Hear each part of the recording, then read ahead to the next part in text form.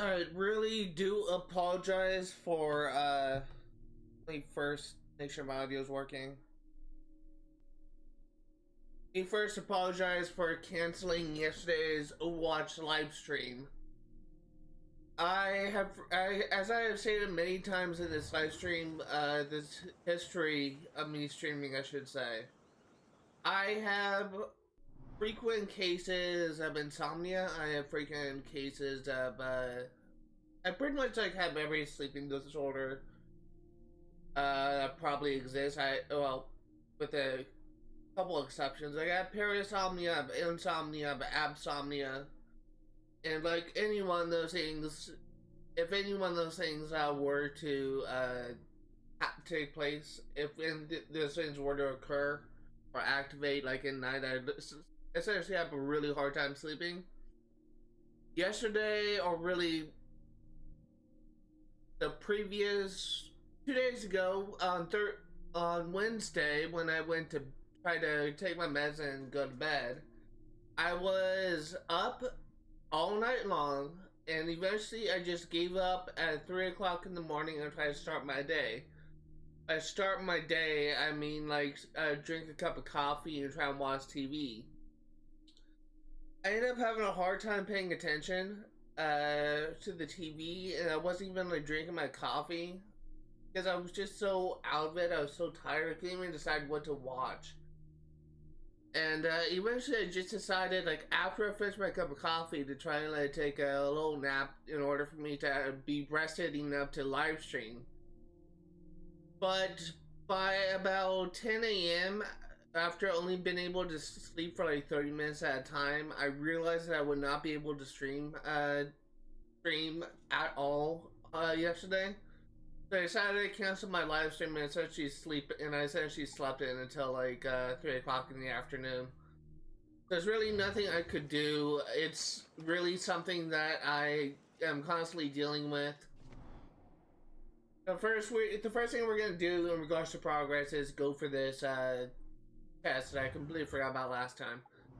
But it is literally something that I deal with like on like a daily basis. I do have frequent issues of, not really a daily basis, more like a weekly basis.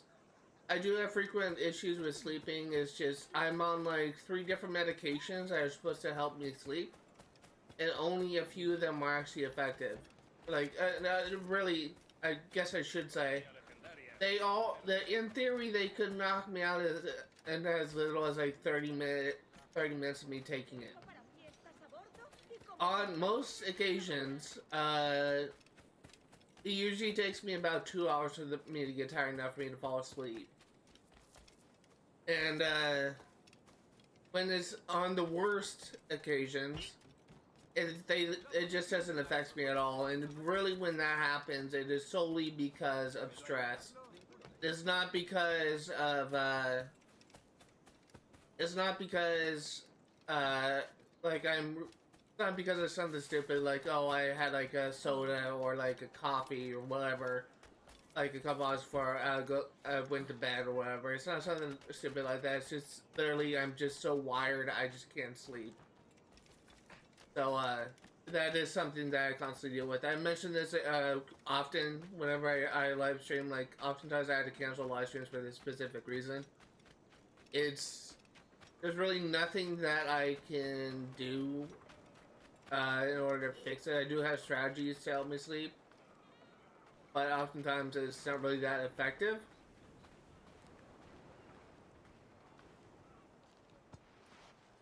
It's really just luck based on if I'm able to sleep, if I have like issues with insomnia, and oftentimes I end up like sleeping most of the day after I have like insomnia. Queen Anne's figurehead. I believe the Queen Anne's Revenge is the flagship for Blackbeard. Okay, so that does it for, hey, look at that. Business and pleasure. Earn 50,000 reals. So that does it for all of the,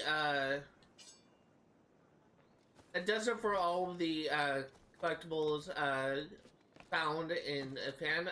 Havana is now 100% complete. That is a weird transition when those NPCs were loading in. Let's go ahead and do the main objectives now. We are going to be finishing up at the very least sequence 2.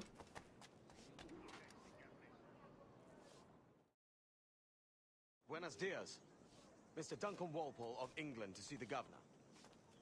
I believe he is expecting me. Sí, señor Walpole. Entre, por favor.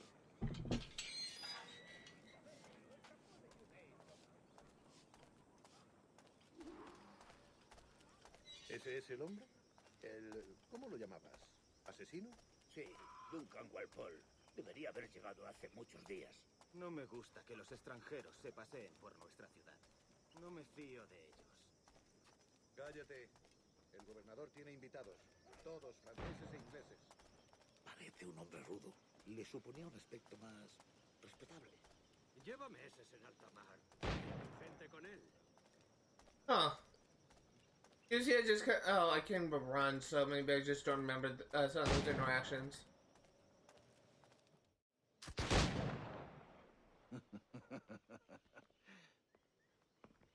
Good morning, sir. Would I be correct in thinking you are Duncan Walpole? I am indeed. I thought as much. Woods Rogers. A pleasure. The same. I must say, my wife has a terrible eye for description. I'm sorry? My wife.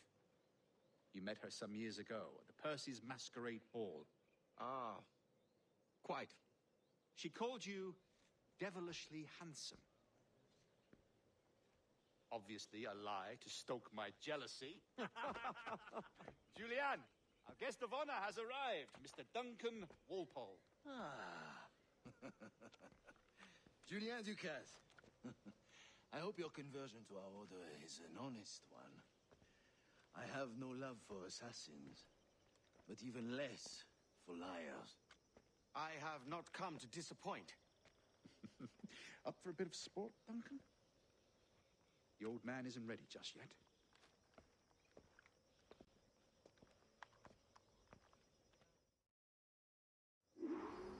You've got my 2 best pairs of matched pistols, Duncan, so handle them with care. If I had 8, I'd treat each as my own son. Pull off a few shots if you like, get a feel for it.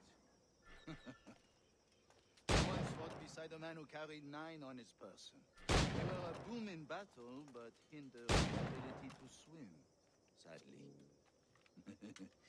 Quite.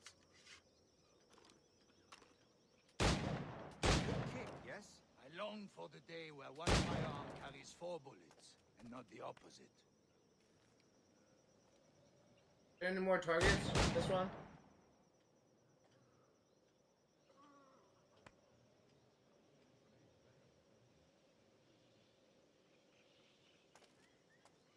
I have a friend in England you may like to meet, Julian. James Puckle. He's working on something... Magnifique! All right. Here's a simple challenge. Try to strike every target before this hourglass empties. Remember, hit every target within the allotted time.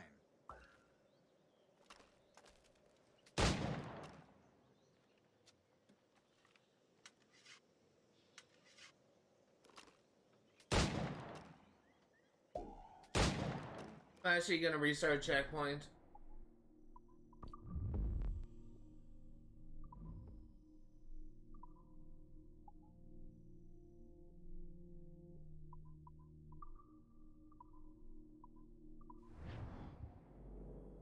I don't have enough ammo for this. I want to retry. You've got my 2 best pairs of matched pistols, Duncan, so handle them with care. If I had 8, I'd treat each as my own son. Pull off a few shots if you like, get a feel for it. I once fought beside a man who carried 9 on his person. They were a boom in battle, but hindered his ability to swim, sadly. Quite. Okay, this is really better. Much more better off.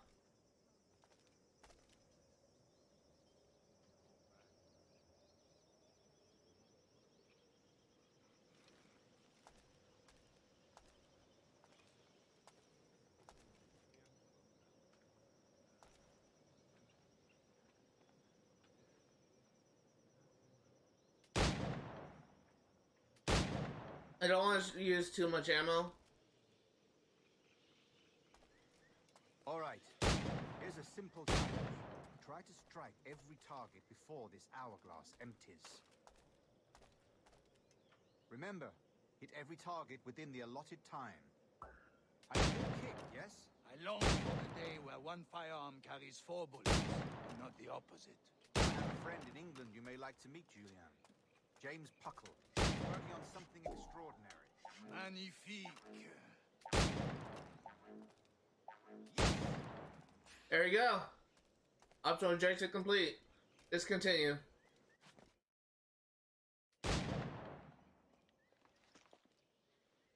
Duncan, where are your wrist blades?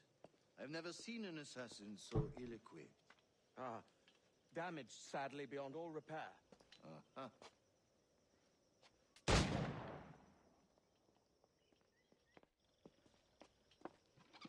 Have your choice. Where did you find all these? I did not find them. I took them. Is a souvenir.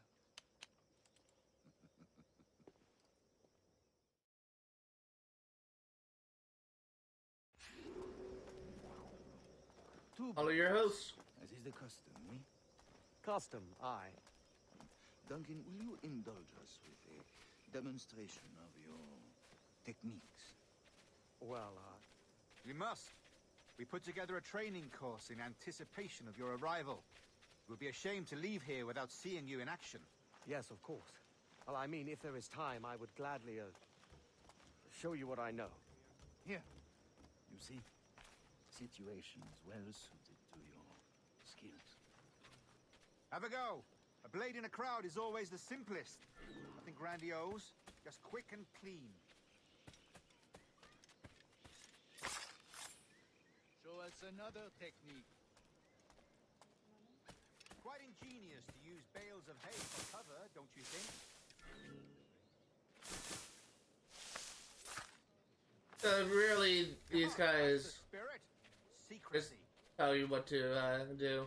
The advantage of surprise cannot be overstated, isn't that so? Especially around a blind corner.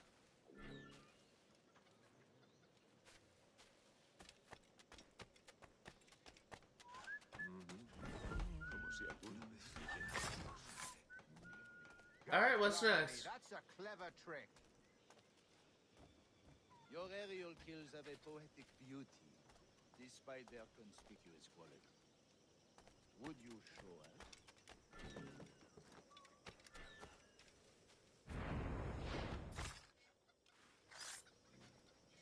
Magnifique. Anything It is more? also possible to deliver a killing blow at high speed. Mon Dieu, such a powerful strike. What's next? Fascinating.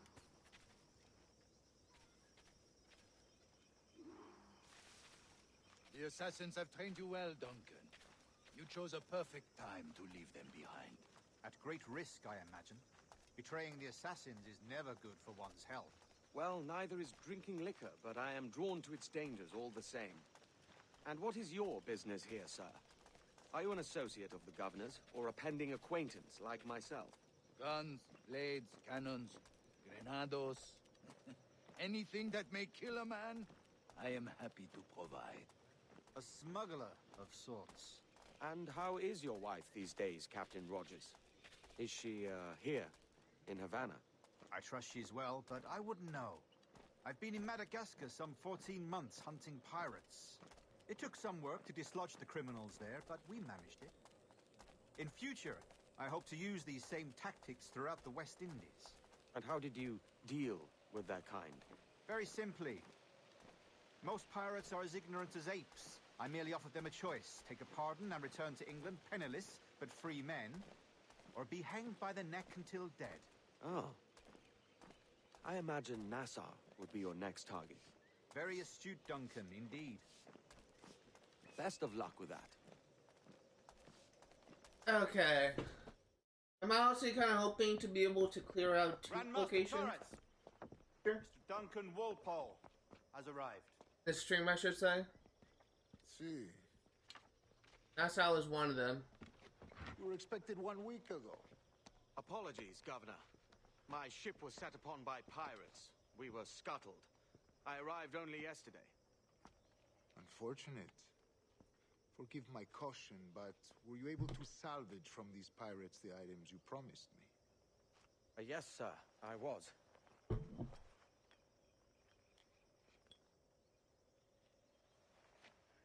Increíble.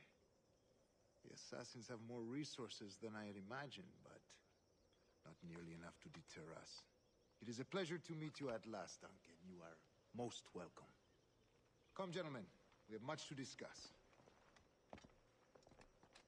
That guy's armor kind of reminds me of like the Byzantine guards in Assassin's Creed Revelations. I don't know why. Convened at last, and in such continental company.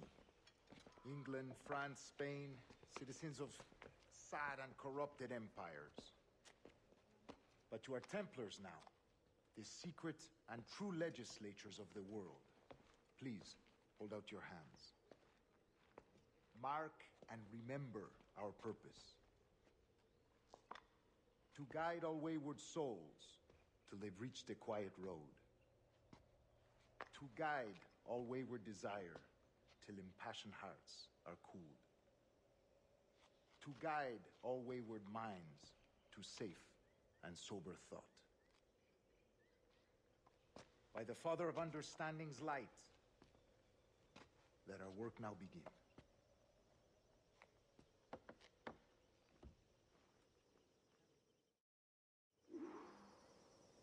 Decades ago, the Council entrusted me with the task of locating in these West Indies a forgotten place our precursors once called the Observatory.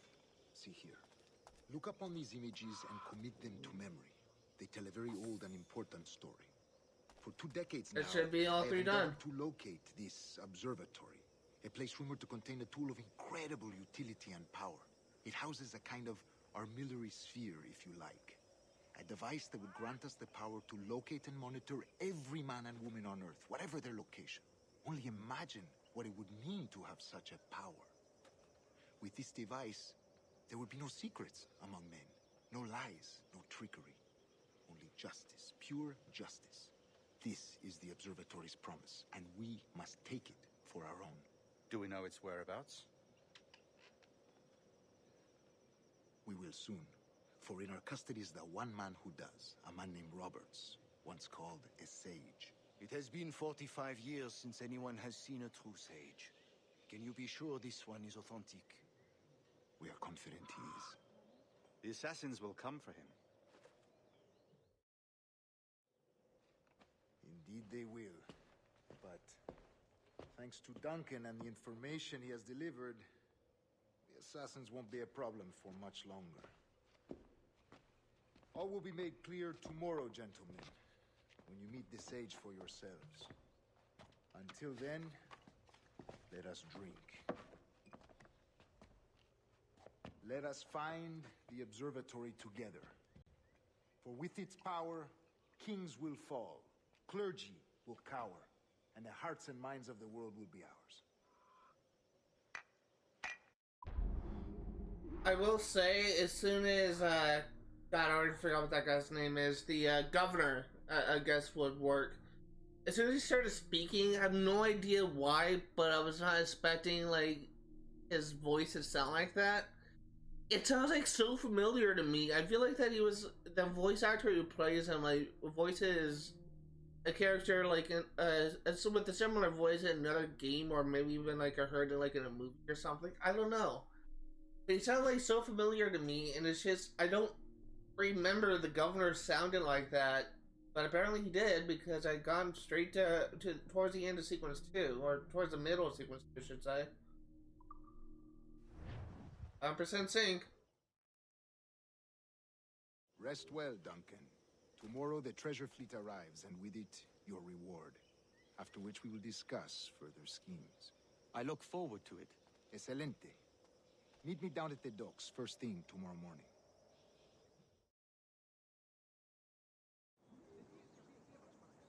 Governor Torres requests your presence at the docks near the Castillo. First thing tomorrow morning. All right. Great timing.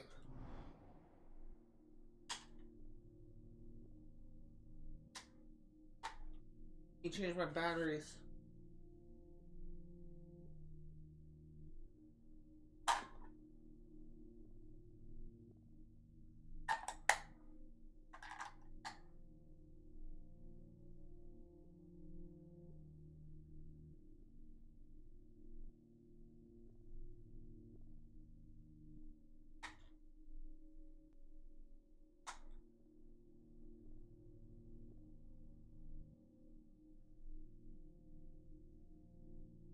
Moving on to the next one.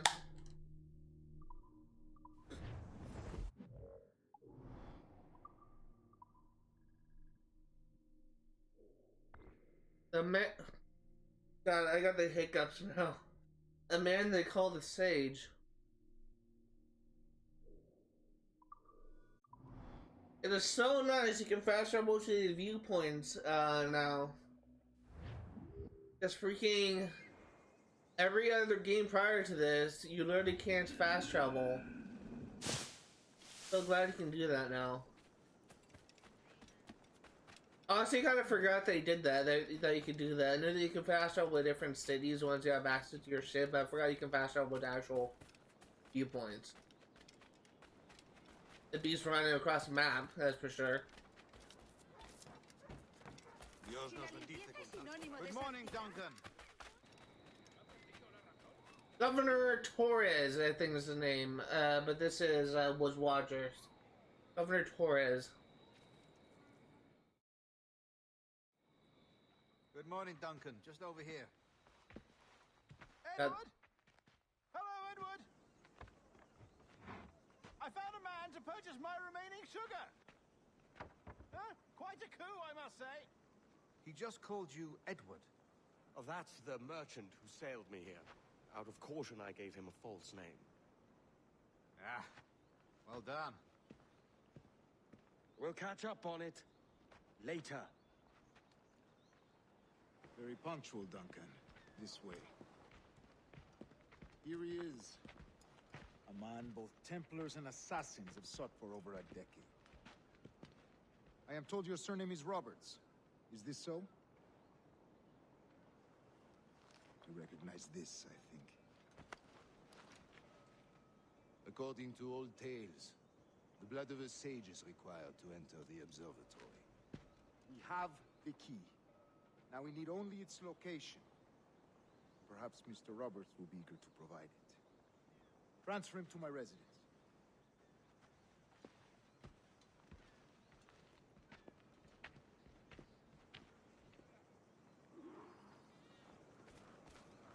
Such a fuss over one man.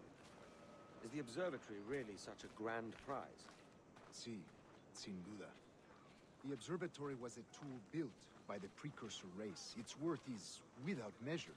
Precursor race? I see. I heard an One assassin. of your early letters mentioned a desire to kill the Mayan mentor, Atabai. Were you able to carry out this contract before coming here? I was not, no. Too many complications along the way. A pity. But the maps you delivered with the blood vial will see that job finished. Aye. That's the idea. I'm glad that this guard We're exposed. got me isn't shoving me around like some guards Stay do. close, Grandmaster. I feel it too. Do not let them get their hands on the sage, at whatever cost.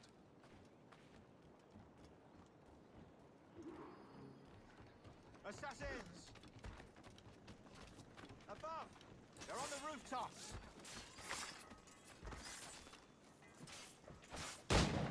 Great shot.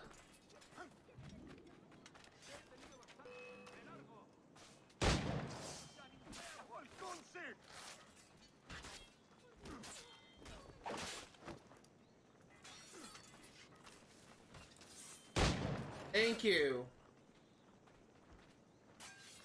Watch the streets and alleys. They could be anywhere.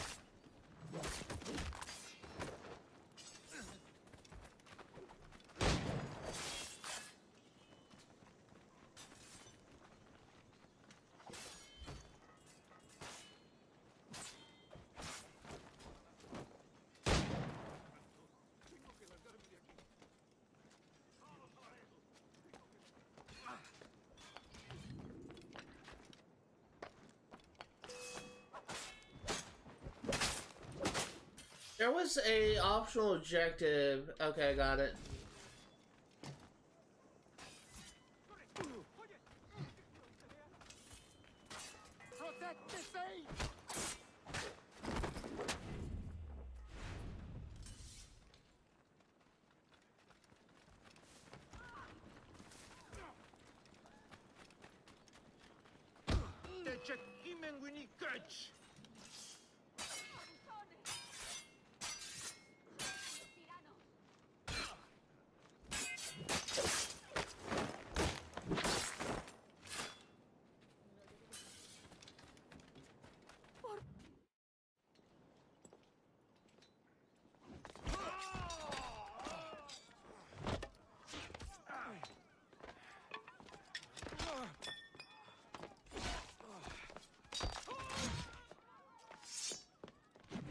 Holy shit, I forgot about that. That's actually kind of badass.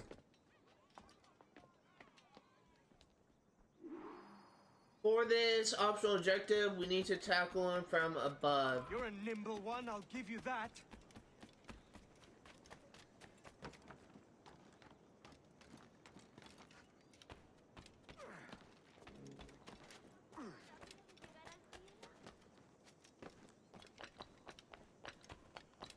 Hang back and make this easy on both of us, mate.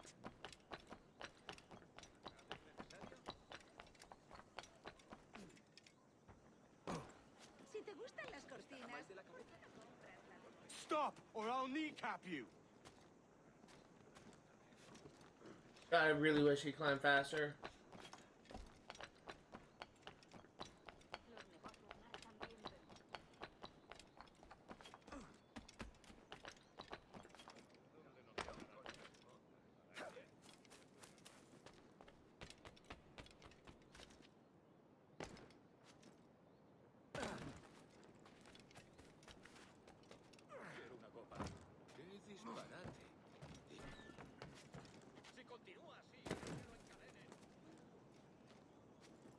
Hurry up! Edward, climb! God, I couldn't keep up with him. It's the first time I ever failed that objective. It is kind of more difficult to catch him from to tackle any NPC from above because it really depends on your position. One, I'll give you that.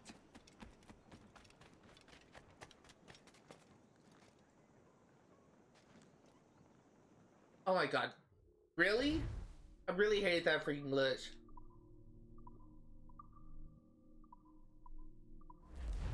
This is one that I imagine is going to get me some trouble because this is a really specific objective. You're a nimble one, I'll give you that.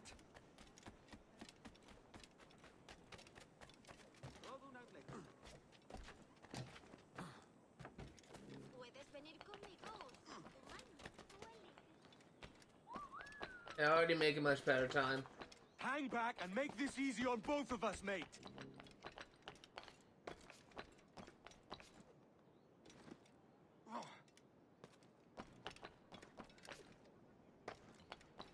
Stop, or I'll kneecap you.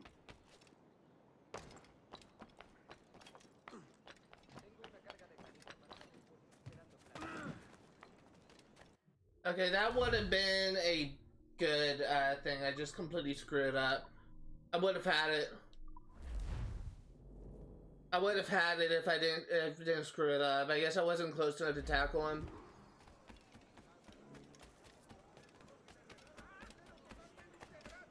You're a nimble one, I'll give you that. Actually, it's good to know. Apparently, it's faster to go this way.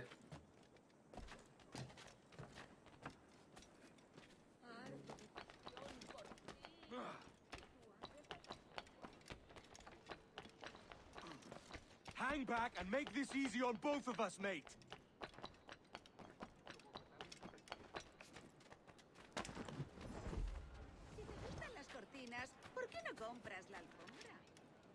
Stop, or I'll kneecap you.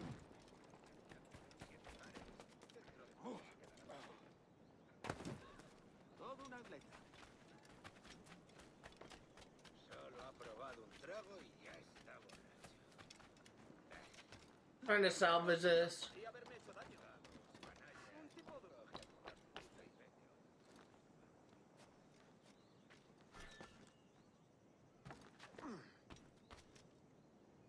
I'm gonna lose this guy again.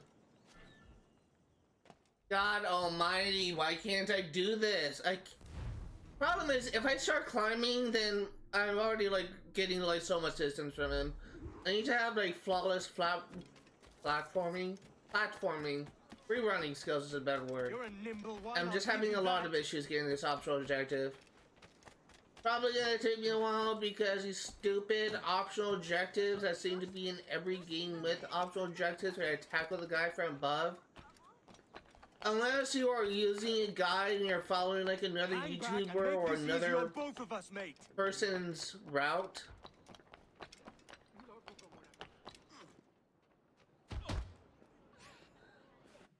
That works.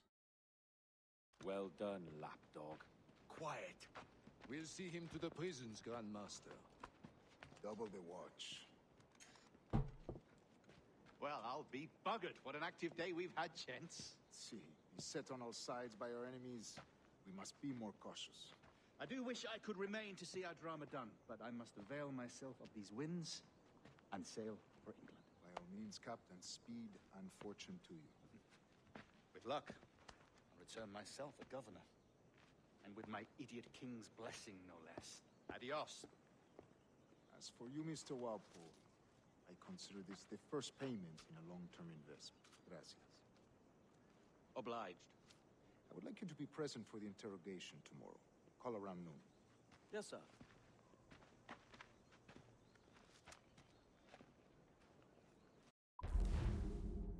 Give me that 100%. Hallelujah.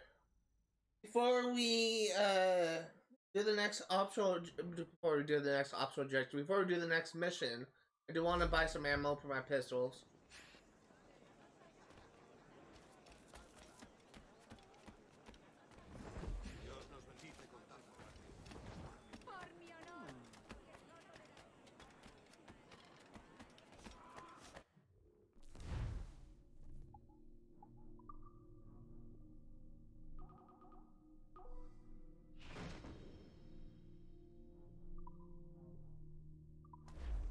Gracias. Vaya con Dios.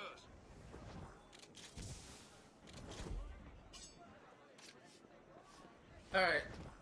Let's do this next mission, which is where?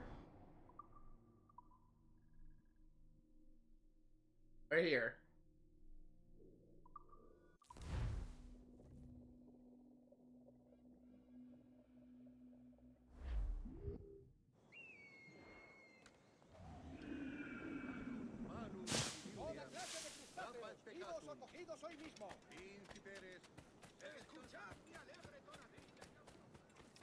A fine night, don't you think? Whoa. Okay, but no, you could take cover from that.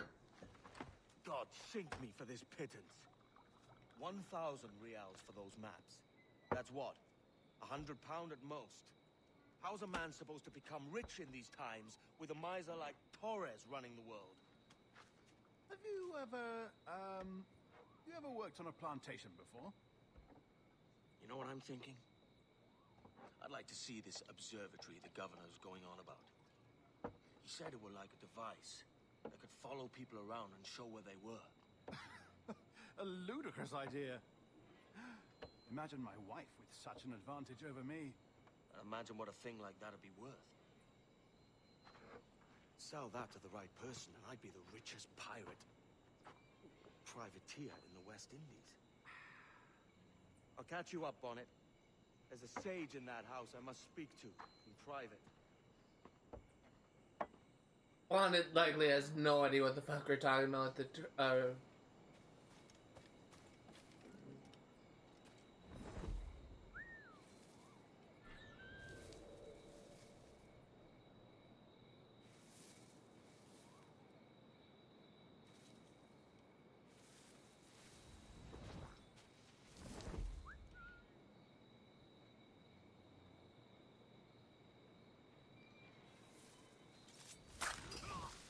So for this, there's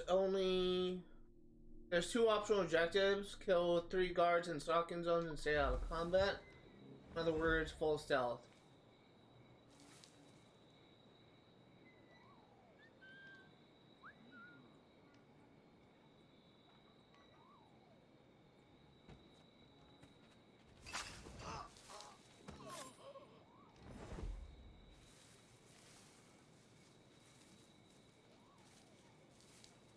I'm gonna wait until this guy comes back, then I'll kill him.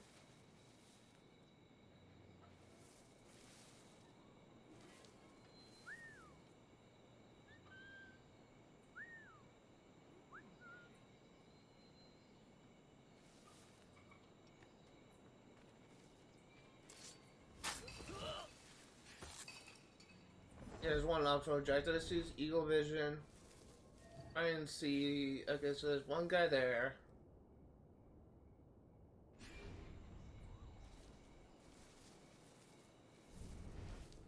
Try and get a layout of all the guards. Okay, so that's good to know.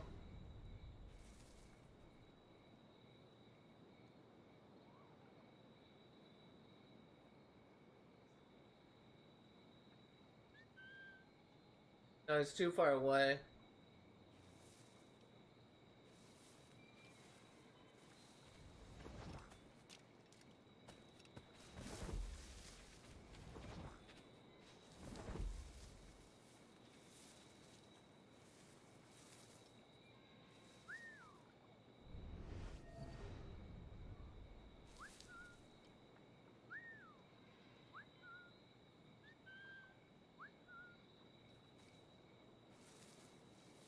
It's better to get this guy.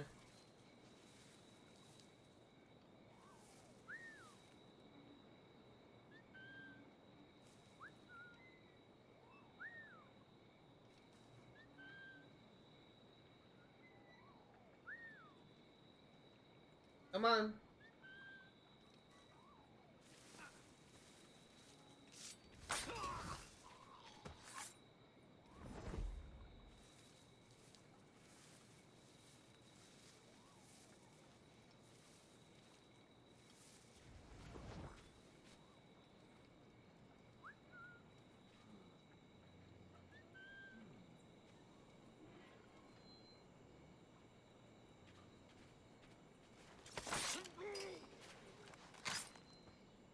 Okay.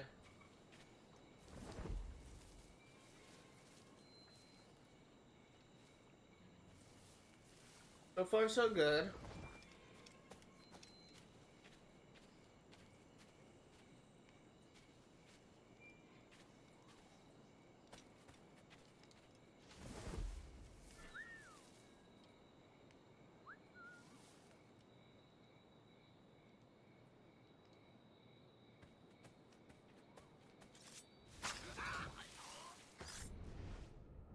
There's a guard over there.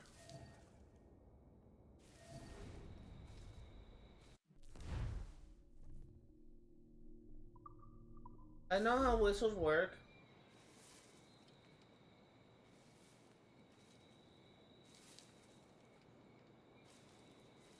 Gonna be sneaky.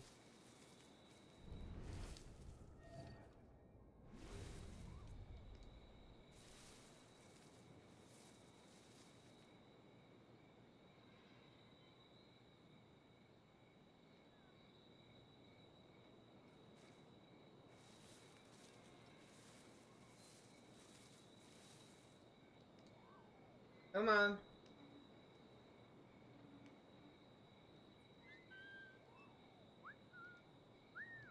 Over here.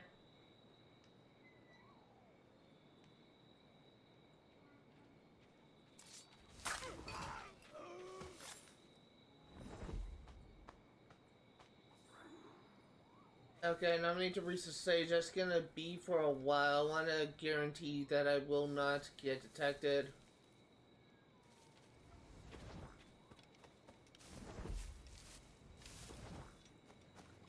I want to kill these two guys and then I'll work my way up the stairs.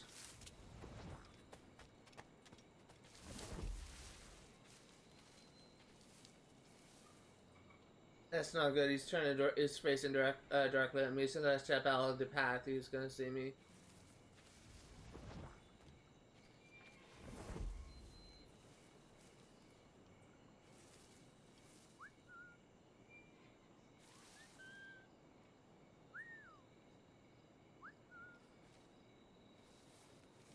Okay, well, this works.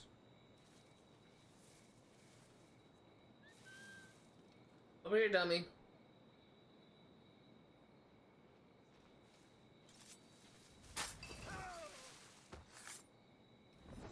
Okay, this guy is just standing on his own.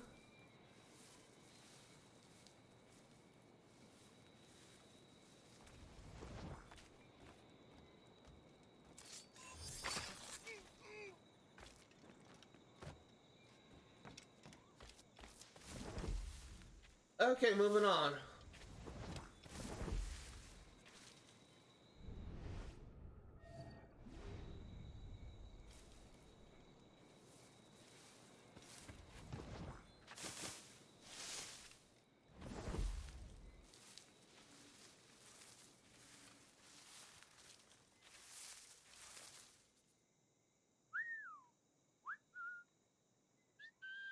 You guys hear me?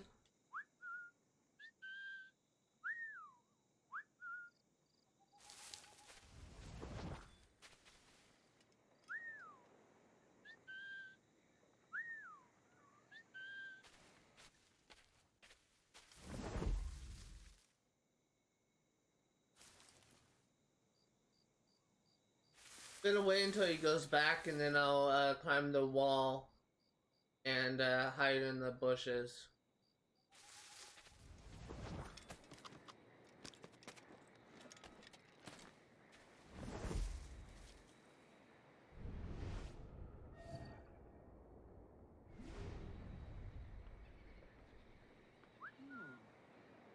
Over here, dummy.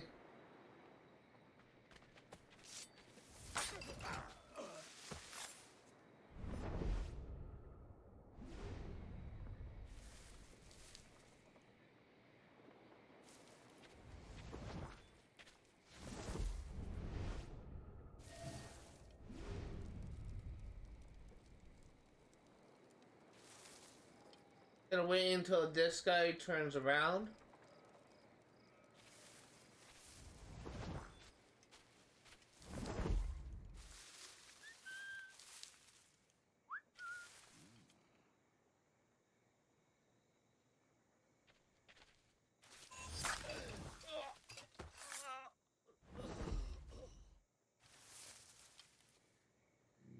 Next, my target is that guy.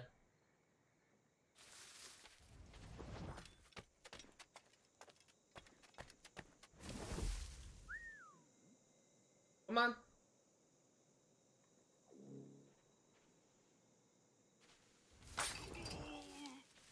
There's one.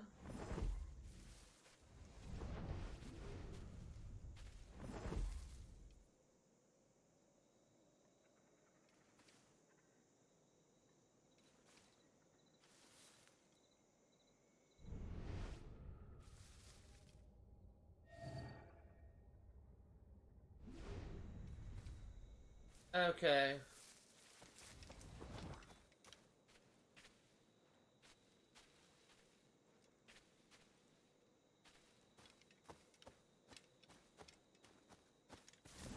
I think there's too many guards on the right side, so I'm gonna try and sneak up the left.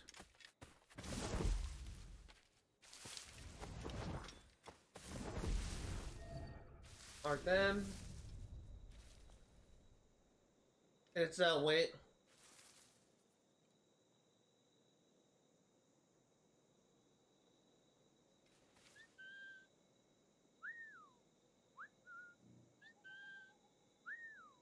Over here.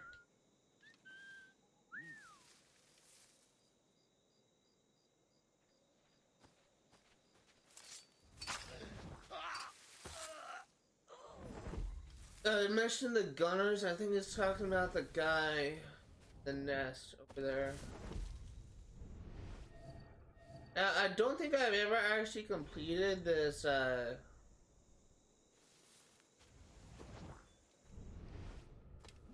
Yeah, I've never actually completed this mission. In fact, now I'm actually kind of want to work on taking us on these guys over here.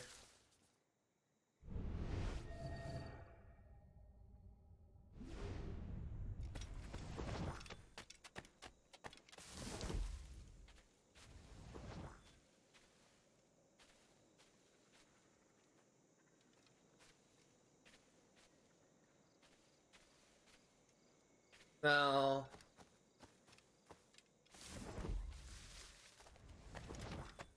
what can I do?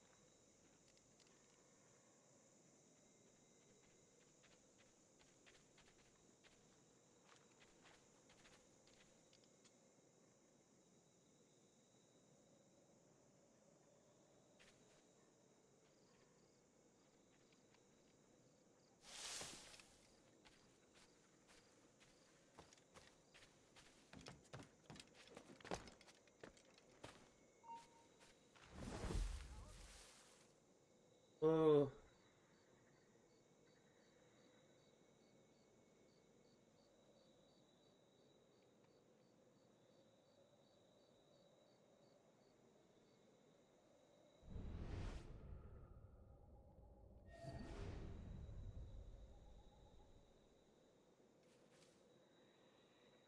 Okay.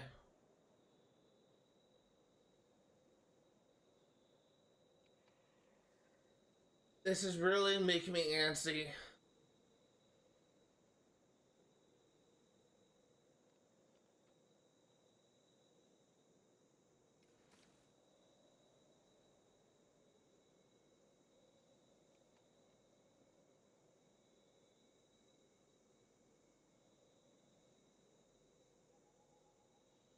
I kind of have a plan.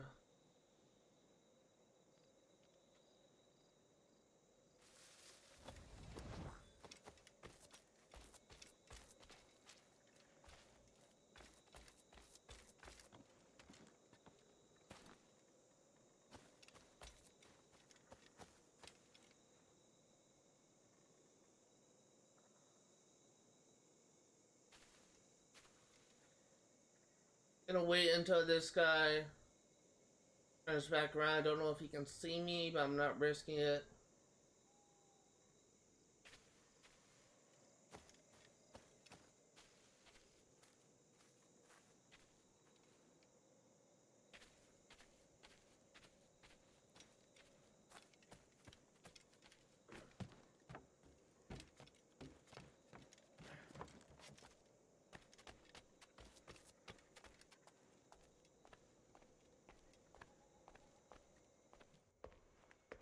Did it! I did it! Full sync! First time I got it! I swear to God, if I somehow missed it, I would be pissed. Basta ya!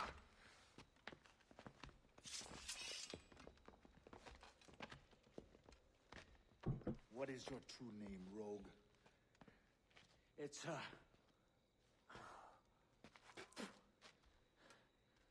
Captain Piss Off. Rien qu'un pauvre paysan. Where is the sage? Did you set him free? I had nothing to do with that. Much as I wish I did. Take him to the ports. Send him to Sevilla with the treasure fleet. Oh, wait now! I delivered your treasures, didn't I? You did, yes. But you robbed us of Duncan Walpole.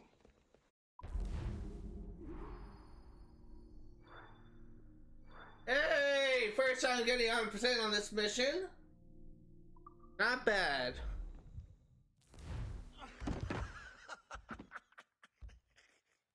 A despicable display. This tosspot is a ruined man, Caroline. Unfit for life on land, much less at sea. If he goes to the West Indies, it's you who'll suffer. Father! Father! Come, love. Up with you now. That old muckworm! He's wrong about me! I hope it's so. You believe me, don't you? Can you not see me? Standing out there on the deck of a ship that's sliding into port. And there I am, a man of quality. With 1,000 doubloons spilling from my pockets. Like drops of rain. I can see it.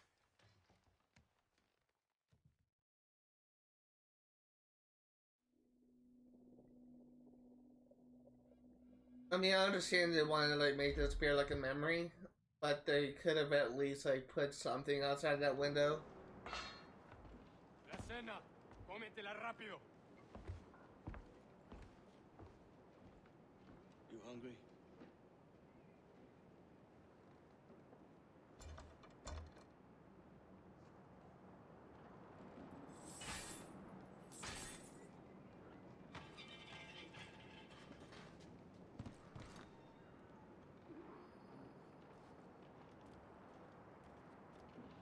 Now what's your plan, mate? Find the weapon and steal a ship. Que Dios nos ayude.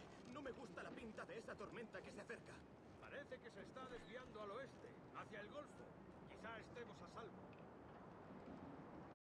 For this mission, we need to kill guards behind covers.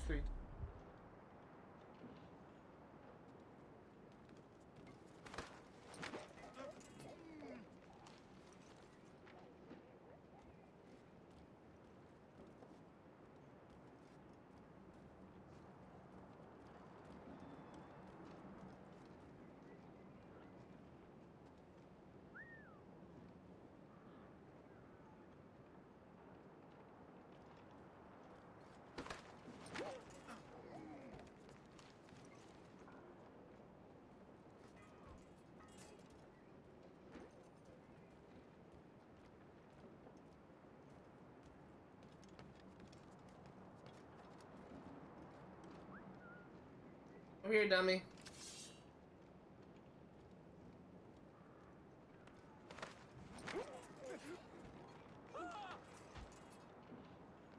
There we go.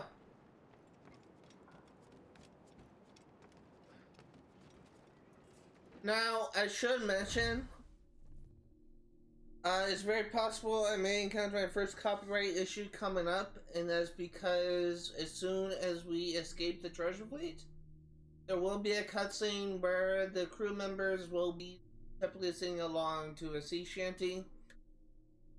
I have no idea if me turning music down to 0 and shanties off if that will still play. But just stating it here, just in case my stream is muted on YouTube or in the video editor when this is not live. Just know that there will be a copyright song coming up, and I will mention where. We're stealing a brig. Hey, take what you need. Won't be a minute.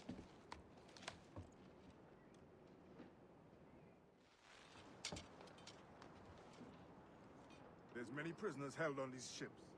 Set them free, and they'll sail with us, no question. So that's the idea then. Free what men we can, then find a fast ship to flee it. Aye, there's a brig in this fleet. I'll make my way ¡Alto!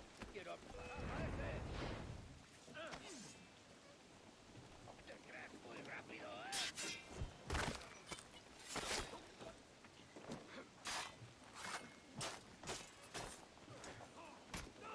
¡No le dejéis hueco!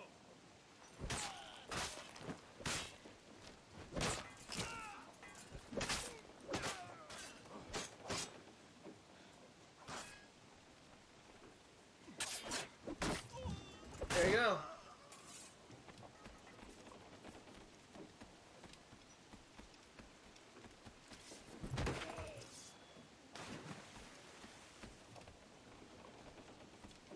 There's still one guy left over here? I thought I killed him.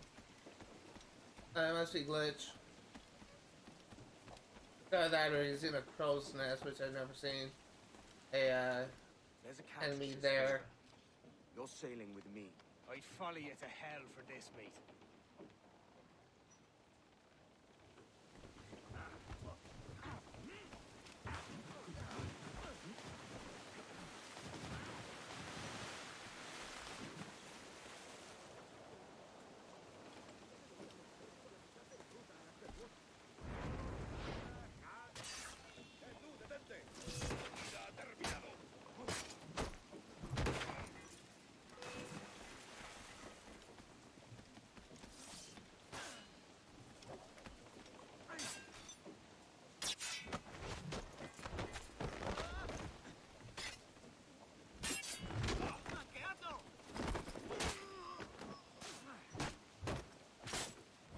Honestly, this is just typical fun Assassin's Creed combat.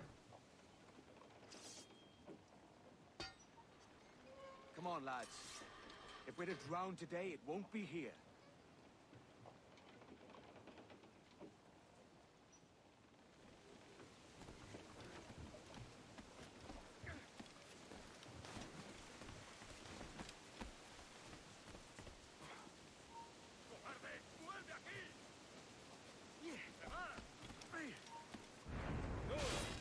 ¡Alto! ¡No te escaparás tan fácilmente, maldito!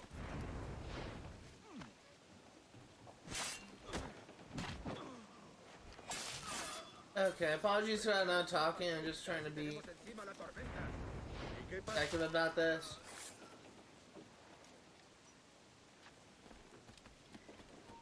¡Alto!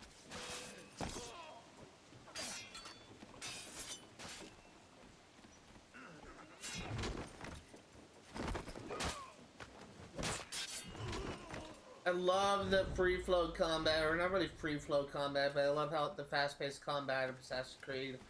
It's really like it's really the highlight of any Assassin's Creed minus the There's a brig nearby, just waiting for us to take her. minus the RPG games because you don't really have like free flow combat.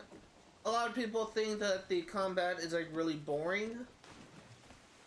It's just literally just like press A or whatever to ¡Eh, tú! ¡Alto! literally just press B and X or whatever. But if you can get like a high execution streak, it's really cool.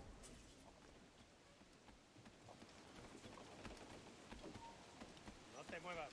¡Ha llegado tu hora!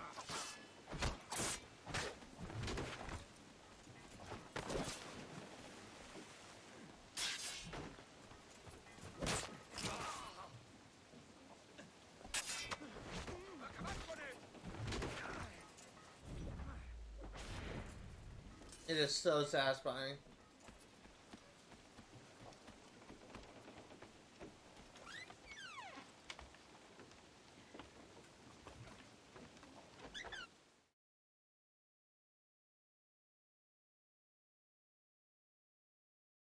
Voy a ir a lo más...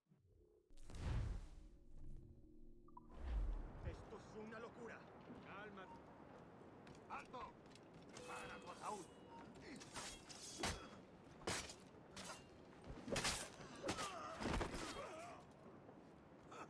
¡Intenta despistarlos!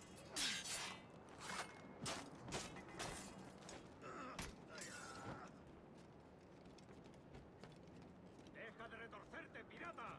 ¿Me entiendes? Three prisoners. We're going topside. Be ready. It should be 100% sync. Yep.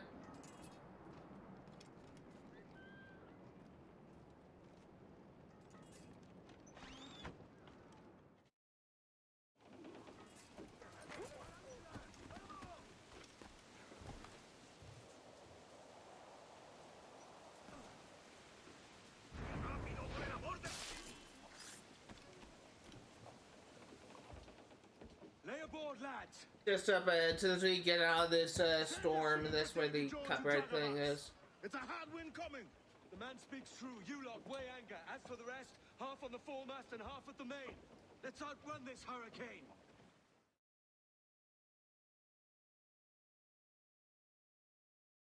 Keep watch on those galleons.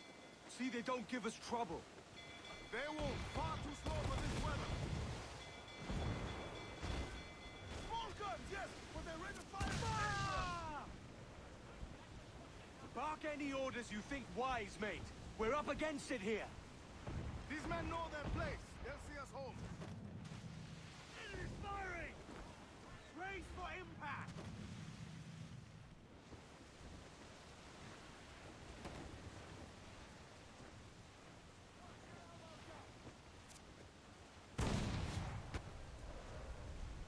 Look out, man! I see it.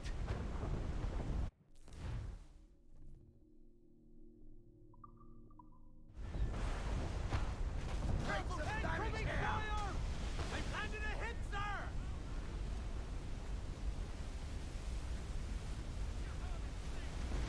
Bryce!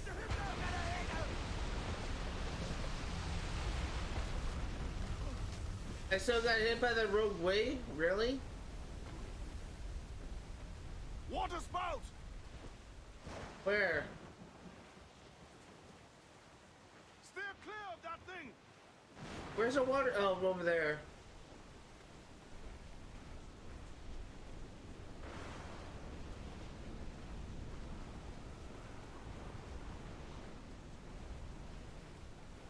I've always wondered if these water spots is like an actual like Water spout, man! Stay wide! natural phenomenon on the ocean, because I've never actually seen pictures of it. It's only in this game where I actually see something like this. It's not looking good. Steady as she goes, man! Arrgh! Didn't realize they actually suck you in.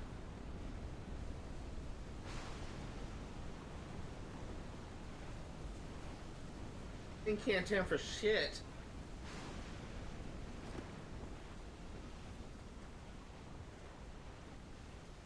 Rogue wave to starboard! Turn!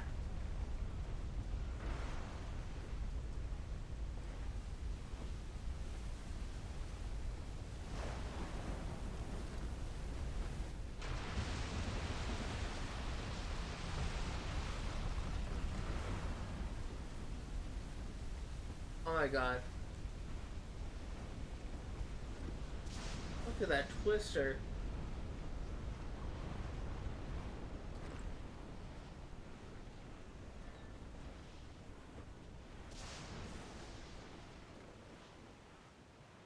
And we are almost out of here. Looks like we're out of the storm, or just about anyway, because it's starting to get brighter.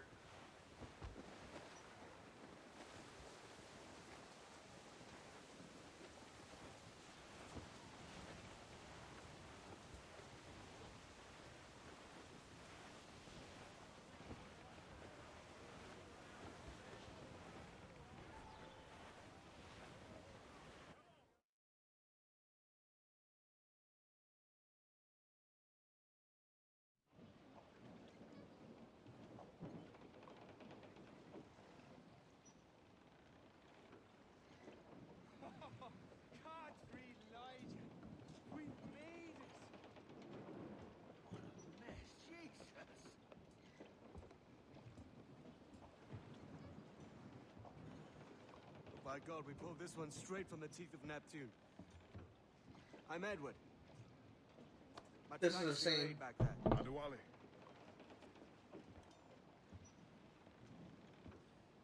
Ever been to Nassau, Adewale? Not yet. By God, she took some knocks, didn't she? I think I'll keep her. All hands aft, lads! We're taking this one home! No Shanty? Hey! Hey! Yes! Not hit with copyright. Like, when the camera pans out, that's when they start singing that song. And I'm so glad I didn't get copyright for that. That's awesome. I've made my choice, Addy.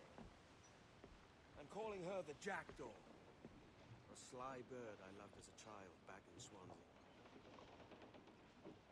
A dark little creature, no? Did it rub you wrong when I took this brig as mine own? It was the sort of rub I have learned to endure, sailing among faces of such fairness. It's true. Most of these men wouldn't accept you as a captain. So what fair role would complement such unfairness? I'll be your quartermaster.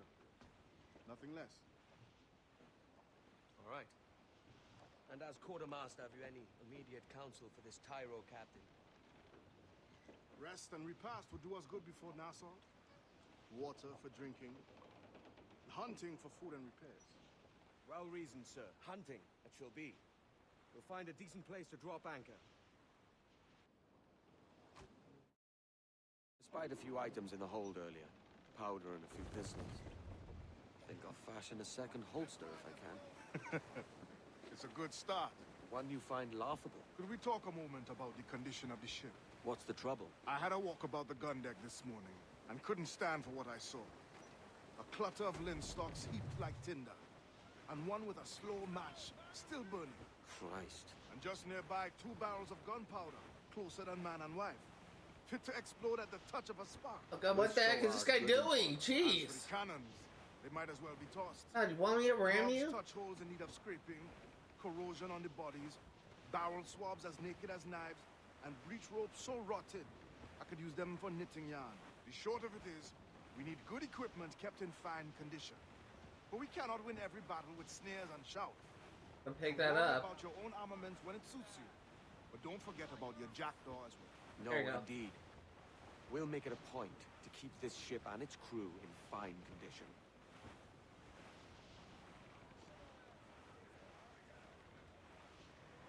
We will be exploring every little location, beginning 100% in this game.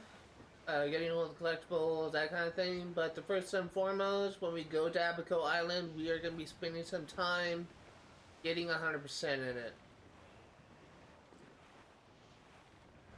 And eventually, when we arrive in Nassau, we will take a long break and get 100% in that.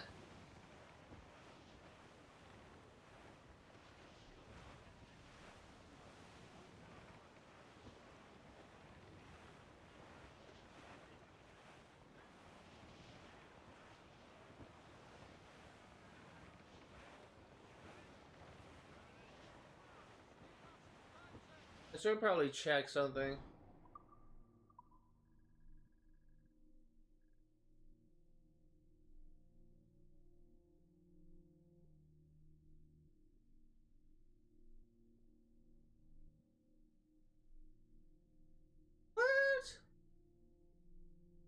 What happened to that island?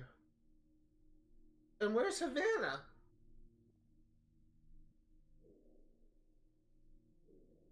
Where's Havana? Like, there should be 2 locations I cleared. That first island, Cape Buena Vista.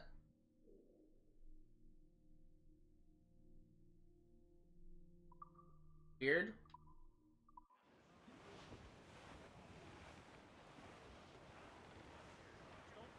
Wanted to see like that golden icon for leading it, but I guess I can't do that yet. Or maybe I need to rediscover shit. Trim off the wind, my boys!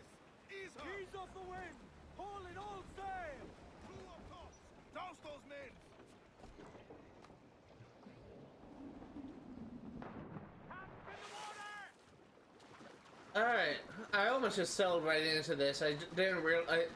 I was just looking at the objective saying sail. Yep.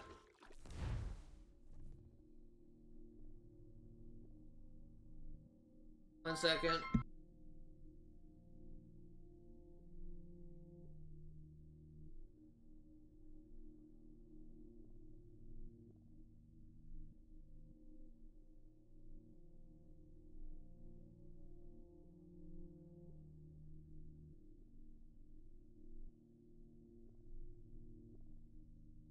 Sorry about that. That was my pharmacy.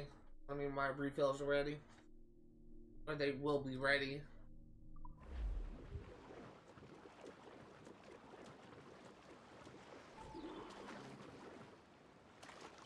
So we need to shoot an iguana.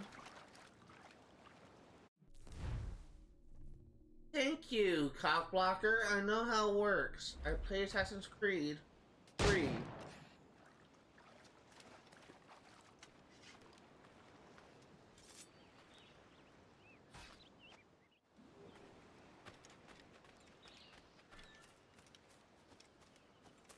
What's the other one? Was it Air Assassinate? Yeah, Air Assassinate and Ocelot.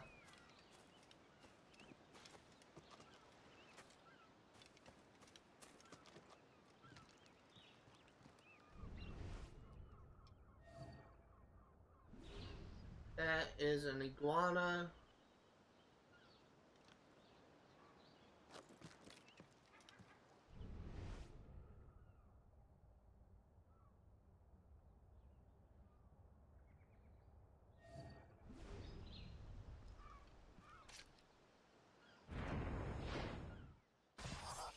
There you go.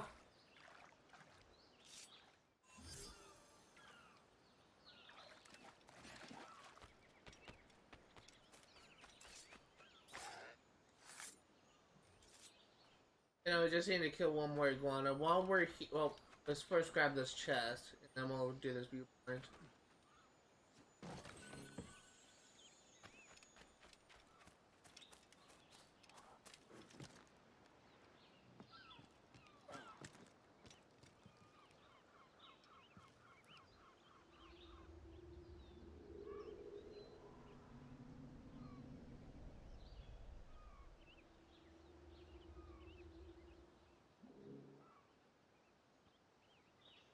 Okay.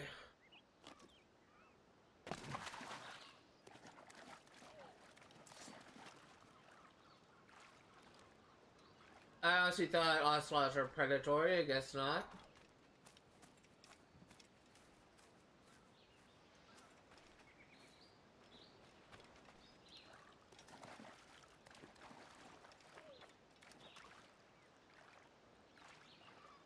Are ocelots just fucking... I thought ocelots were, like, predatory. They...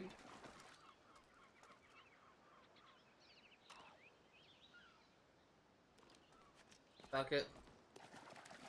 On what works.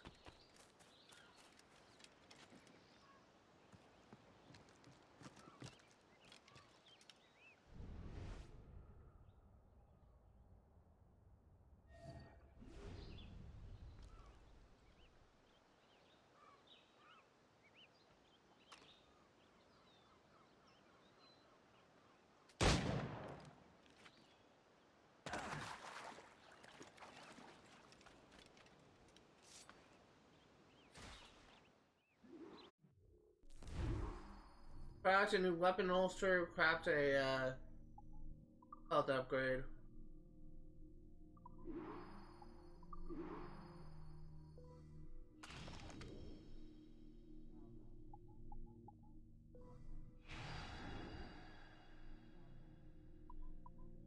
This needs fishing, or not really fishing, but I guess it's kind of fishing. You're fishing. This needs deer hide. Likely won't encounter deer hide for some time. While pig.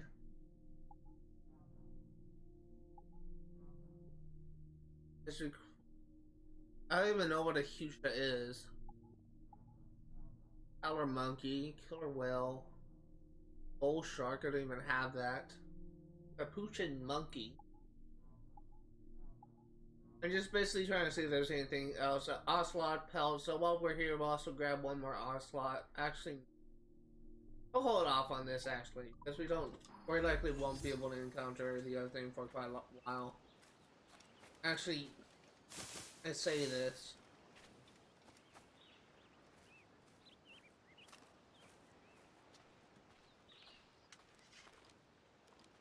Or I would honestly kind of prefer have an ocelot pelt ready.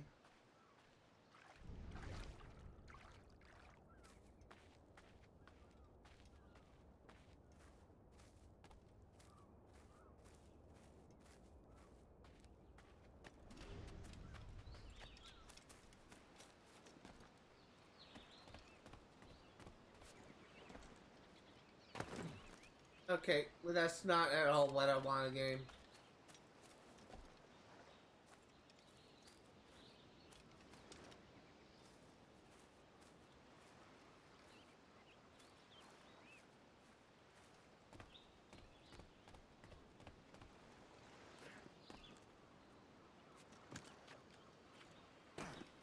That's not what I want either.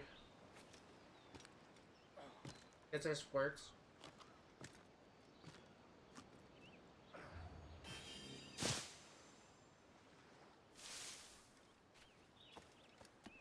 There is a map right here.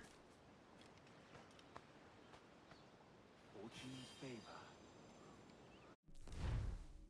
749 625.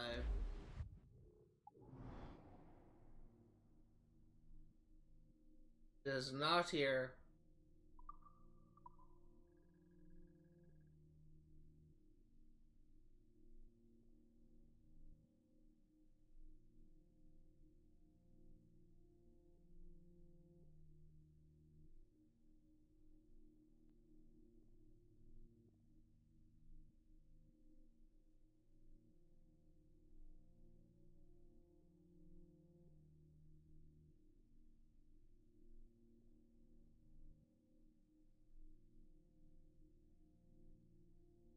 Probably on this island.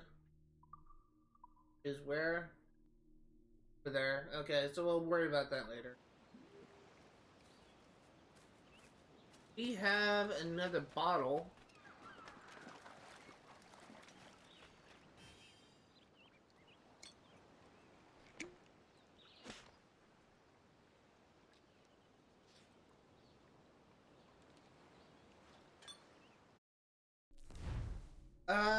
Peter Beckford the Elder. My employer might say something for it was owing to his connections. I don't know why I almost read that as complexions. That I came to find such troubled dealings. Peter Beckford was a man of great charisma and pride. In 1662, he had come to Jamaica and in just 10 years had fast procured himself a sizable portion of land, which he sold with Cain as early as he was. Upon my coming into his orbit, he owned, claimed all about him, one of the largest private holdings of land in all the world, rivaling only kings and emperors for his largest. The same surplus applied to the number of slaves in his employ, whereas he had arrived in Jamaica with the complement. I'm misreading all kinds of things of three. He now owned the better part of 300. A shrewd and relentless man of business, Mr. Beckford was known also to be subservient to a temper of cyclonic power. Wrath and fury and enmity. I don't know what enmity is. Were his primary means of settling arguments that could not be concluded in Mr. Beckford's immediate favor.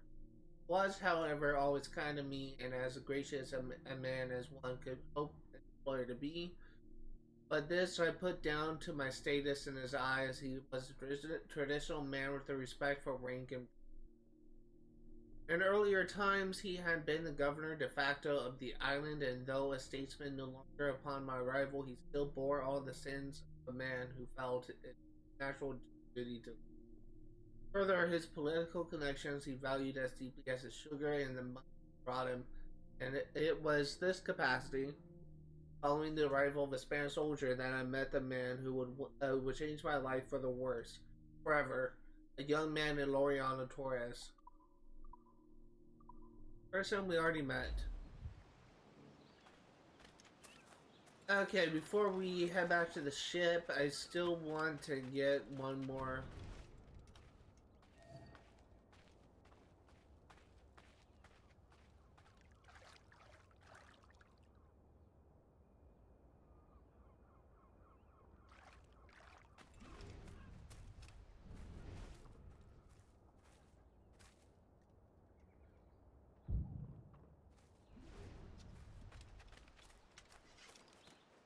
I don't know why that shot didn't connect.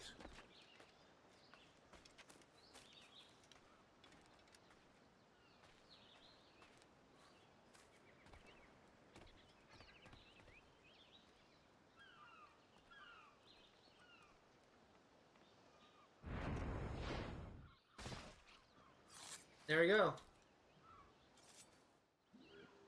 I always thought that maybe I'm thinking like some cats like lynx or bobcats maybe.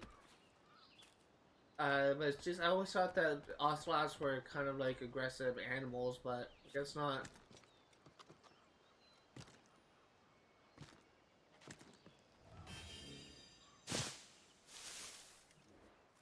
So we really only have one Animus fragment left, and Abaco Island is incomplete.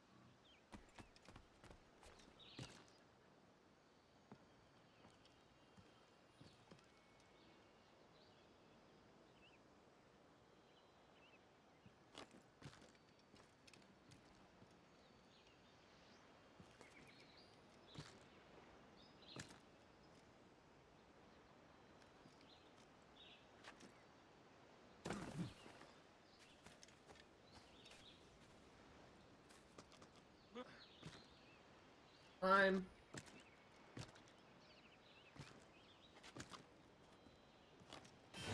There we go, Abaco Island complete.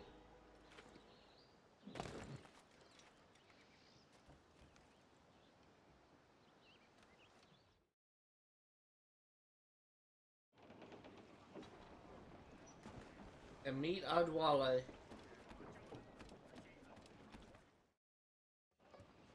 Ahoy, Captain. Find what you need. My needs and wants are oceans apart, mate. But I did fashion myself a new holster. All I need now is a pistol to lie in it. Yeah. Taken from the holds, just as you said. Little more than a blowpipe. But it'll do. So, are we rested? Or should we idle a while longer? Best way anchor. I think the crew is itching to reach civilization. You find no civilization in Nassau. But it's a fine place to be merry all the same.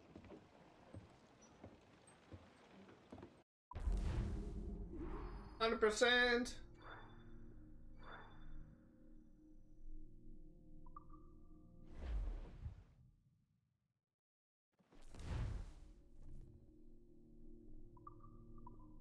Mains out, let's go! Okay. That is something we can't even do right now because we don't have a ship strong enough for that. Let's just head towards the main mission. And see, we have a lot of stuff to do.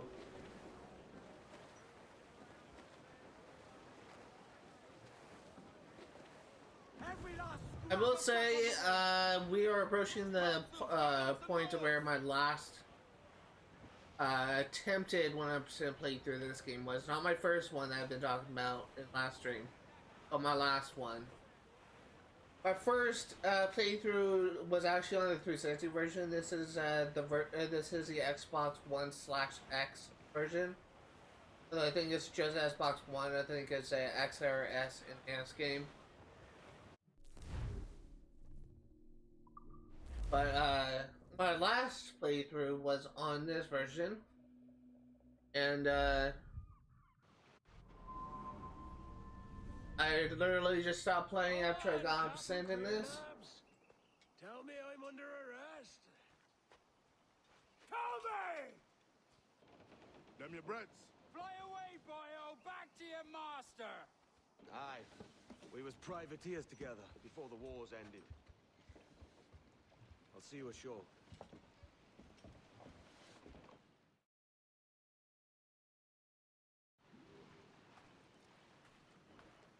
Okay, so before we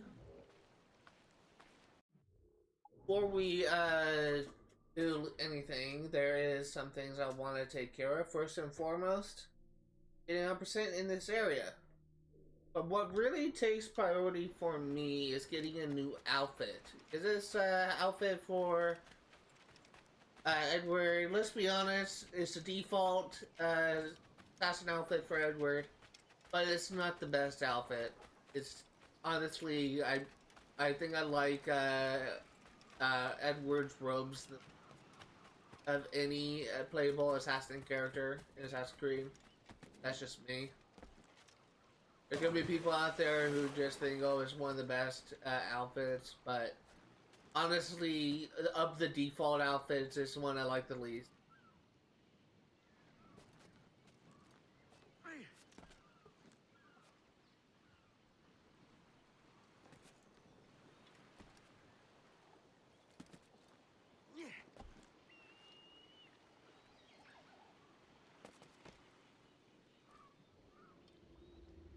I think the one that the default outfit I like the most is either probably Ezio's Revelations outfit, or funnily enough, I also really liked Jacob and Evie Fry's default outfit. It's just a different style of outfits, and I just think it's probably the more interesting looking. This is good for someone just loves wearing suits in video games, so again, like, my opinion may be kind of biased, but the fact that Jacob has a top hat, he and Evie just has actually like fights with a king, that kind of thing. It's just, I don't know, it's just always kind of like the outfits for Jacob and Evie. I also love the cape for.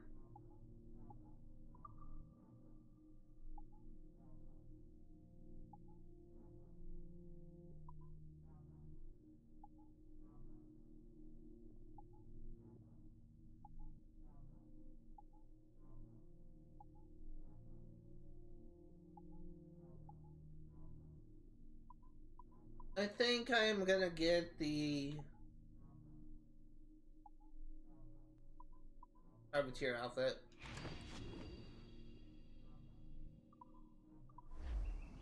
My thanks. Return anytime. Be about one's labors in complete freedom.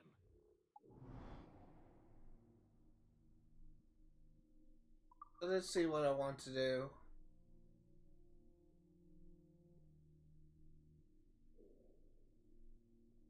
Trying to figure out like how I want to approach this. Honestly, kind of thinking about grabbing this chest, swimming out and grabbing this, and just kind of working my way down. Basically, want to like go in a circle around this island, or this city, I guess. Just first grab this chest. We will save the assassination contracts for the very last thing we do. We will get everything else though. We will save it for the last thing we do. Before we do the main mission, I guess. That's what I'm trying to say.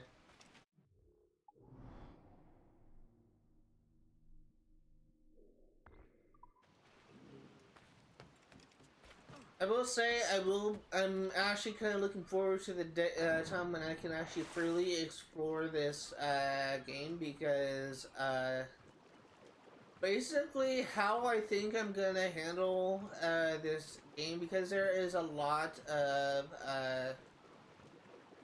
because there are a lot of locations to do, and you can essentially like access like the full map not too far from the future. But because there's a lot of locations for me to do, I actually think I am going to 100%. I think I'm gonna 100% each section. So what I mean by that is, in between sequences, I will 100% each of these areas minus the legendary ships. So I will be clearing. Will be 100% of all the locations. I will be getting 100% of all the collectibles. I will also be actually. Yeah, I think I'll be. Oh, here's where it was. Well, it's really not that far. So this is Havana. This is Cape Bonavista. I literally never knew it was that close together. It's actually kind of funny.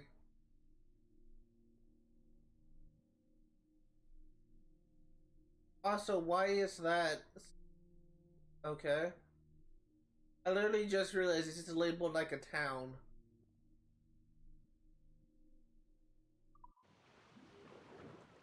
Alright, it's enough about that.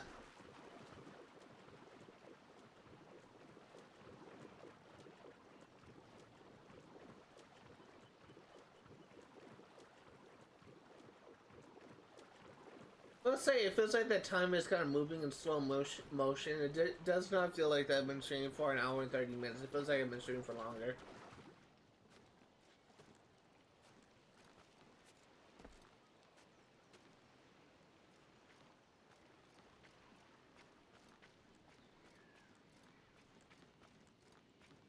It honestly kind of feels like I've been streaming for over 2 hours, if I'm being honest.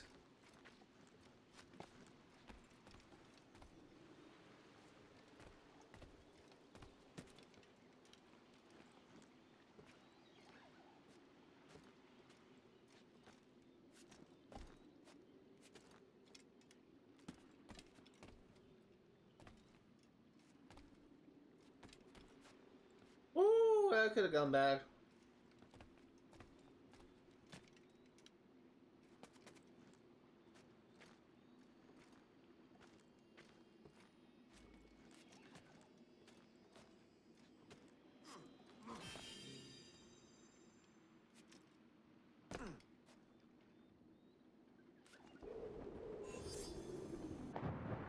Dive into water from a height of 45 meters. Also, I didn't really mention this at the beginning of the stream, but if my camera looks a bit different, it's because it is. I resized the camera so that it doesn't really block anything. I may adjust it in between next stream. It just really depends on how it looks. When I really depends on how it looks in editing. But I resized it a little bit to try to make it so that it doesn't block everything. I'm hoping this will be good enough for editing purposes.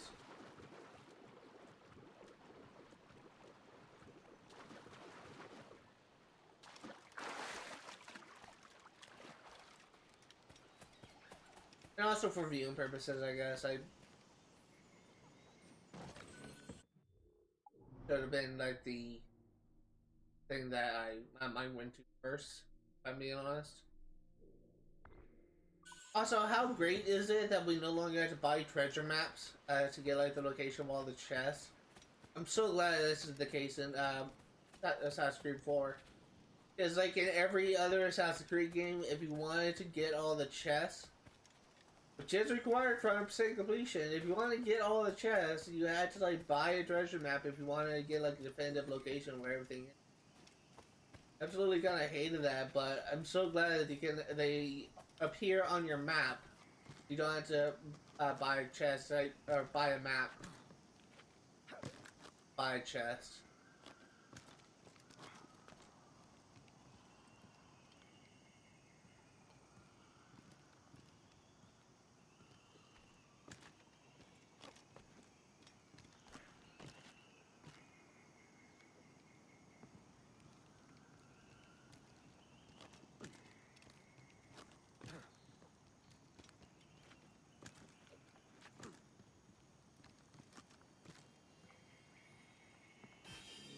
There we go. I have no idea what the reward is for getting all these Animus fragments. I think in Assassin's Creed Rogue, last game where I actually got all the Animus fragments, I think all they did was unlock cheats.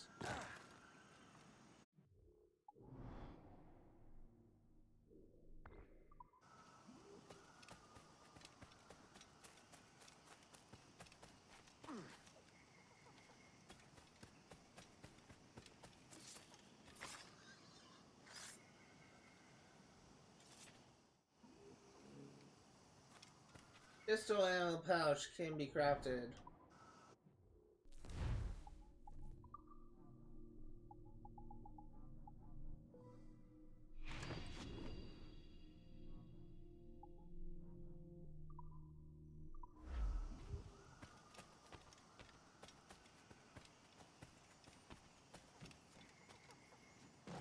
Oops.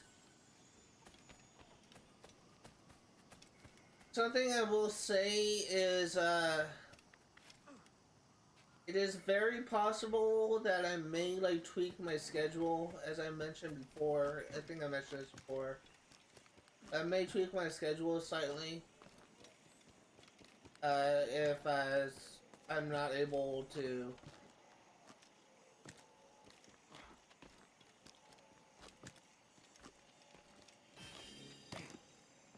Oh god, I completely screwed up, didn't I?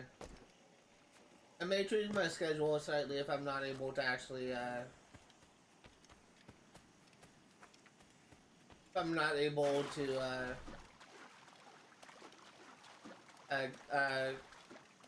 get, like, find a balance between, like, if I'm not able to stream, like, on Thursdays, because of school, I may, like, double up on, like, a Saturday or something.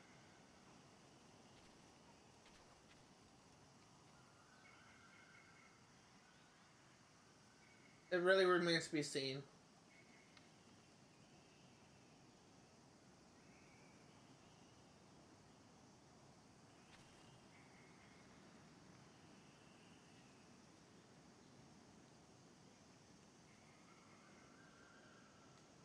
Come on, Shanty, come back.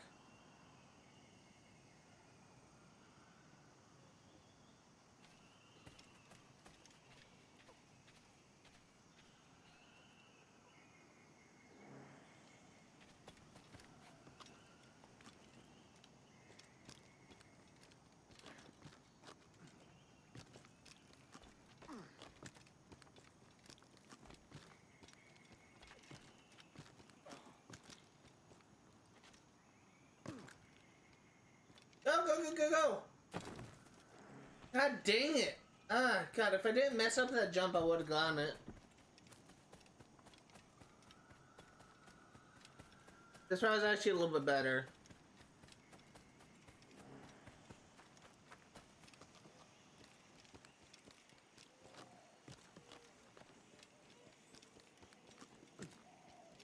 And of course I didn't get that route.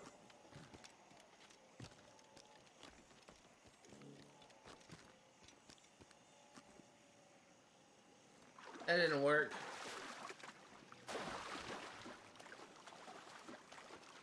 I can't seem to get this sea shanty.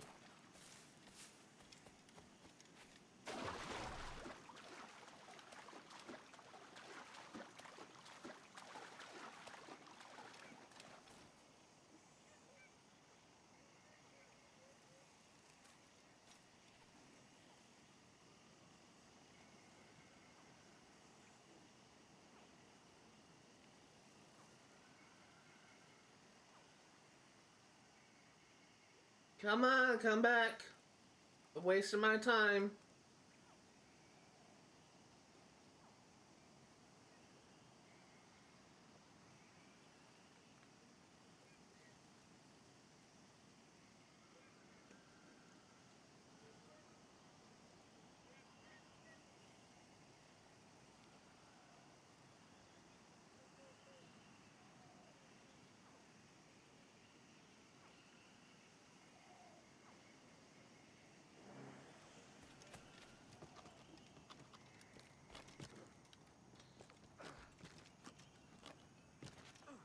Back here.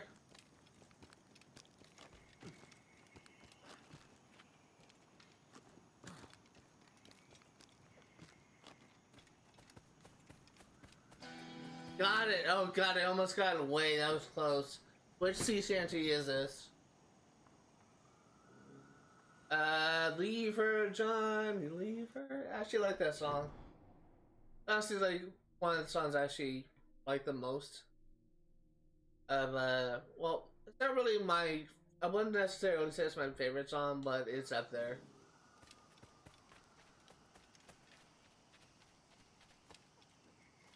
Really, really like it good. It's kind of slow paced, but it's one I enjoy.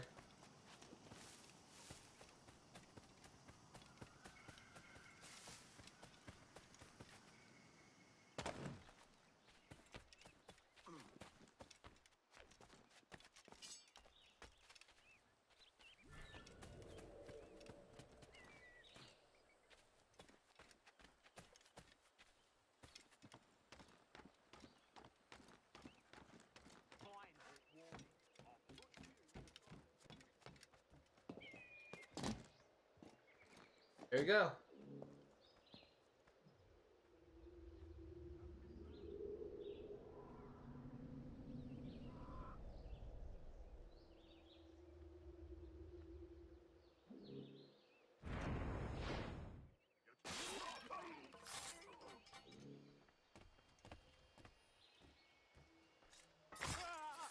And done. Let's grab this manuscript. This is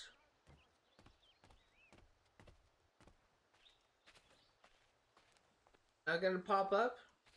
Guess I'll find out once I'm database section for YouTube.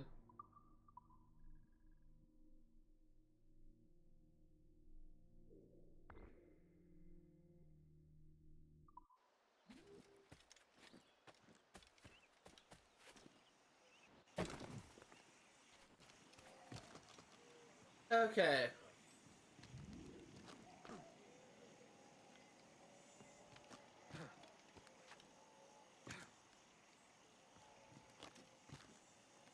Trying to be careful about this. I don't want to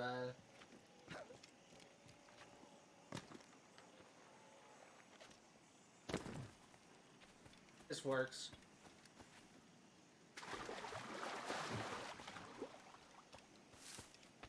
This works. Okay.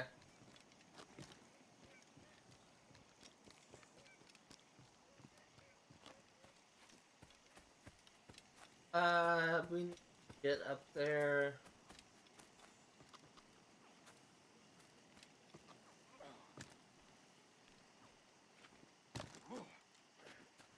And there we go.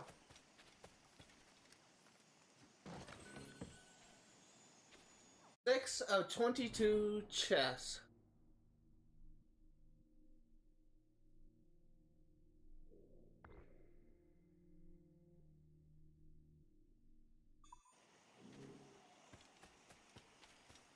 I'm actually kind of curious. So there are 2 assassin contracts here. Okay.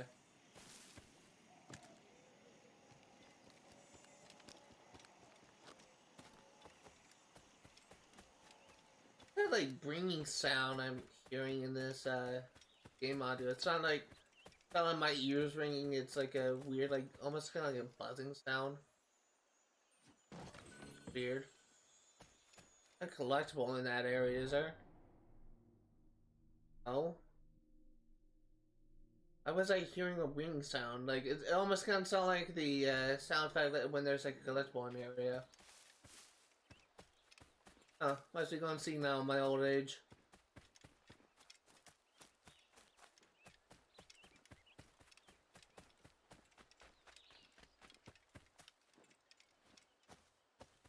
Even though I'm 26 years old.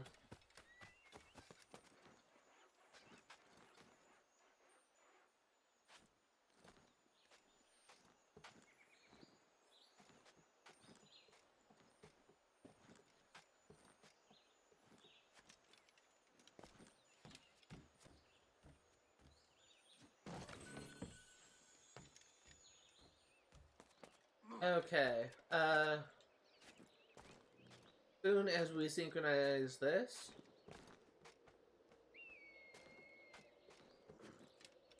we'll check the map and figure out our next course of action.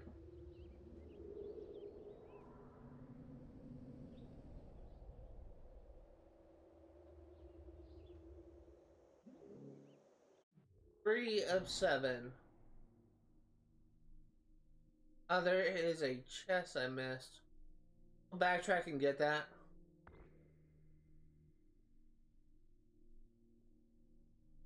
And we'll grab this manuscript page, this Animus fragment, and we'll head over here grab this. Kind of staying out of the main town until we are done, until we like make a loop around the island essentially.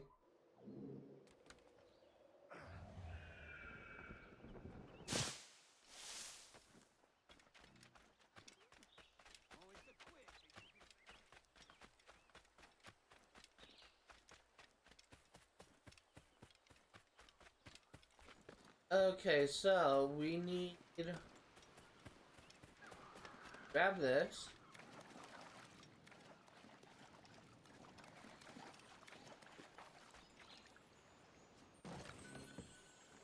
Nine of 22.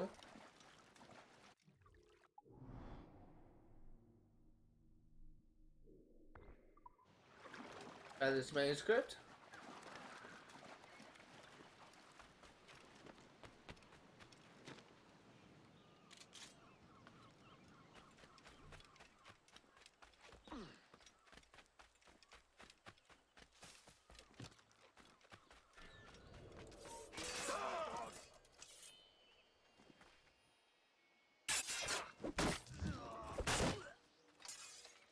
There you go.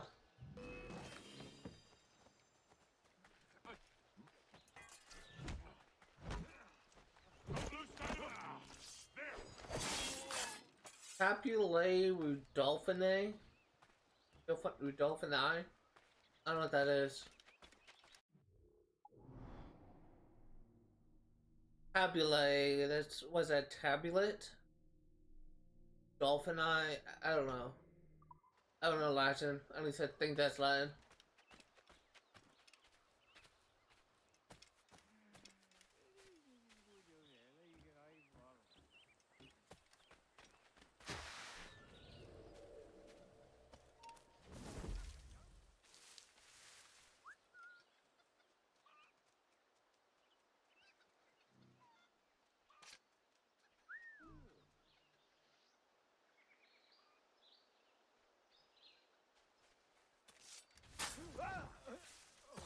Okay.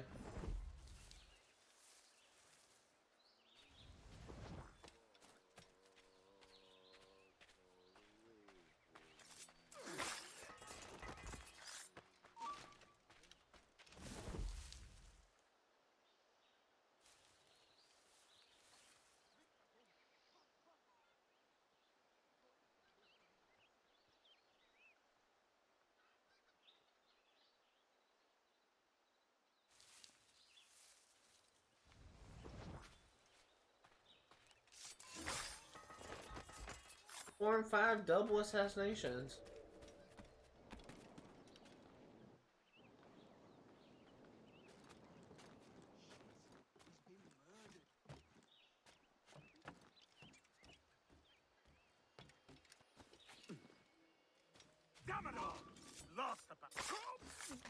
Not getting me. There we go. 413 Animus fragments. Now we'll go over here.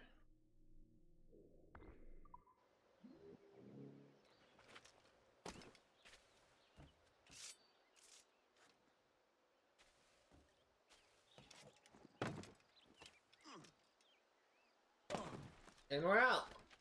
Okay, coming up, we're actually about to breach a fort. Memory serves. I think there's a fort on this, city. I guess on this island.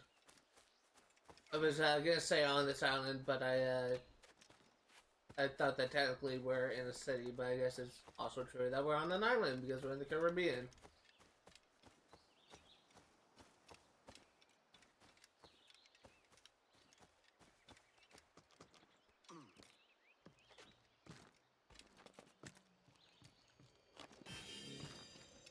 I have a 13.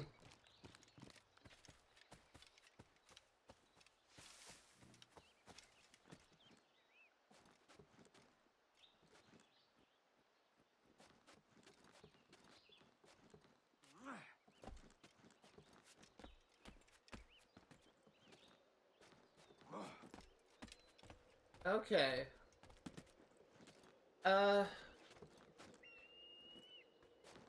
I feel like my commentary is really riveting, but there's only so much I can talk about once when I'm just collectible. And I guess something I could do is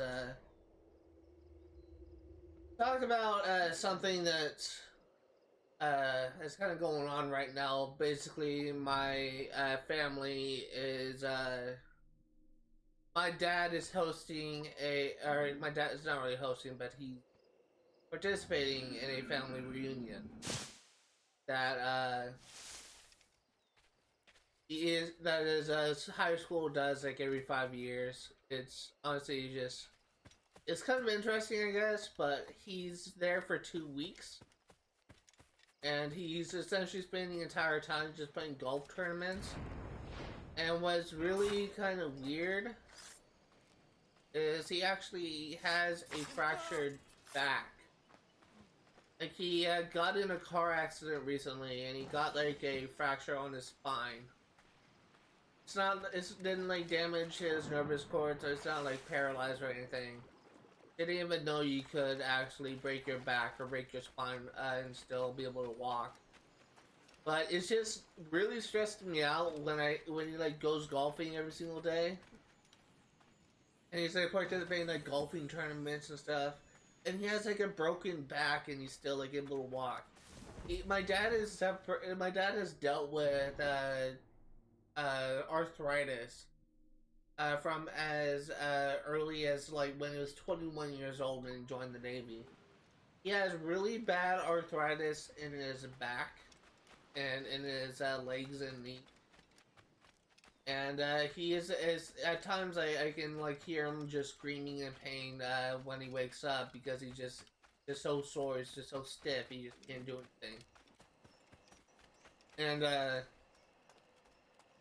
it's just really stressing me out that when my dad just refuses to not go a day without going golfing. And it's just, if it was just any other situation, I wouldn't really mind. But the fact that my dad is doing that type of thing when he has a broken back just really stressing me out because I don't want him to be like fully paralyzed. And yet I get the feeling that this kind of thing is probably just going to happen because my dad just can't like take it easy until his back heals. And the thing is, my dad is used to the pain because he's spending his entire life essentially with arthritis. He's like 56 years old and still dealing with arthritis. He is still like dealing with excruciating pain. He's on numerous pain medications. And he's on numerous pain medications. And one of them, the doctors always had to make sure because it's like apparently like a medication that's used in like creating cocaine. Which I don't even know like what medication that is. But they always have to ask whenever Dad goes to get his refill if he actually like needs his prescription, if he has to like a doctor's thing, because the pharmacists know that it's a drug used in making cocaine. They just want to make sure that my dad's not like a drug user. Just really kind of stupid whenever I hear stuff like that, but it's just it's stuff that my dad like deals with like every single day, and it's just he just cannot take a break. They should ship him to Bedlam. Get your legs buttered and set yourself elsewhere.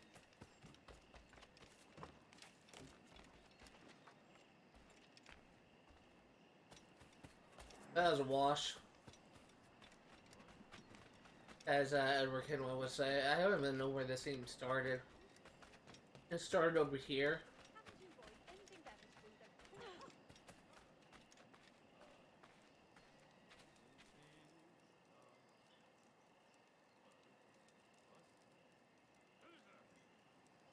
But my dad's gonna be gone for essentially 2 weeks, and since he gets back, we're gonna be traveling to Oklahoma. And we're actually to visit my uncle, and it's actually my great uncle. But I've honestly haven't like flown a plane, or not really flown a plane, but ridden a plane since I was like a little kid, like in like the early 2000s, visiting my great grandma, and I don't really know like how much it has changed, and apparently like planes now have Wi-Fi and that works. Apparently plane now has Wi-Fi and you can like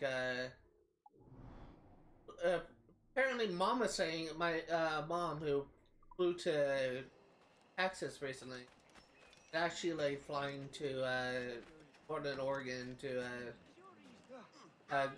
connect with to go to my with my dad to his apparently you can actually like plug in like your laptop or something and actually like get it charging it like, and because you have Wi-Fi you can just essentially just because you have Wi-Fi you can just like email someone or just like don't really play games. I was actually planning on bringing my Nintendo Switch and my laptop with me on the plane. I was actually going to spend the plane ride either playing Pokemon Legends Arceus, or I'm honestly kind of thinking about doing working on my book and trying to finish it before finish the first draft before school starts, so that I can spend this entire fall semester connecting with an editor and actually paying an editor to actually edit my book. And if all goes well, I may have my first book published by the end of the year. And I'm honestly not really expecting much. It's not like I'm just expecting this to be like a huge like success. But I don't know, it could be like a huge flop. But me publishing this book will be the first step towards my goal of becoming a writer for a video game company. A book does not need to be a bestseller to get a position. Really, game companies are looking for any creative work. And it's just I'm really looking forward to that. I'm really looking forward to the to actually completing this, because this will be the first real book I have ever actually completed, and it'll be a huge accomplishment for me, regardless of whether it is a flop or a success. It will be a huge accomplishment for me, because how many people can actually, or how many average people, I guess, can actually say that they have a book published? There are so many people that I know of, who I know like so many writers say, oh, they're writing the book, but they just are looking for inspiration, or they're trying to find a motivation to write this, and it's just the very fact that I'm actually gonna be somewhat close. I may potentially have my first book finished by the end of the year. Is something that not many people can say. It's really only like published authors themselves who can actually say that. And it's just really that just constitutes like maybe like what, like 1% of the world's population. There's really not that many writers if you just compare it to the rest of the world, and it's just honestly, writing, in my opinion, is kind of like a dying profession because of the fact that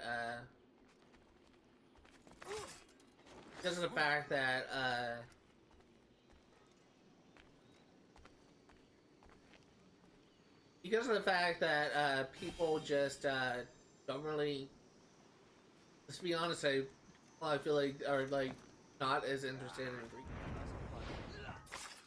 I feel like more people will be more inclined to like watch like a TV show or like a movie adaptation of a book than to read an actual book.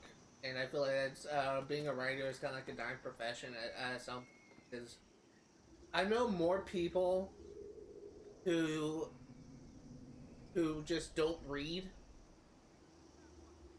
and or who would only read when they're like encouraged to do something like that or whatever, like for school. Then I know people who actually like spend the time and actually like go to the library, for example, and actually like read books. I know more people that do that than I know more people that just essentially don't read at all than just huh and just actually take the time to like actually like go out of their way to actually like read books. Maybe I like hanging out with the wrong crowd. Maybe there could be more people that are actually into the type of thing, but it's a rarity for me.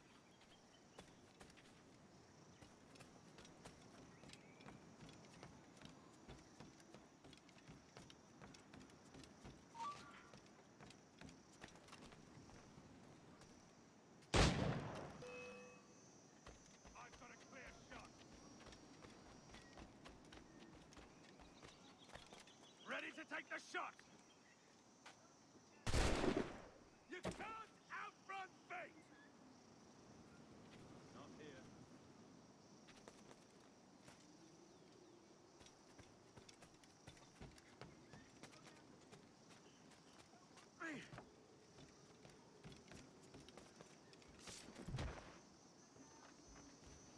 I'm actually gonna disable this alarm so that if there are any guards that just see my handiwork, don't like trigger an alarm.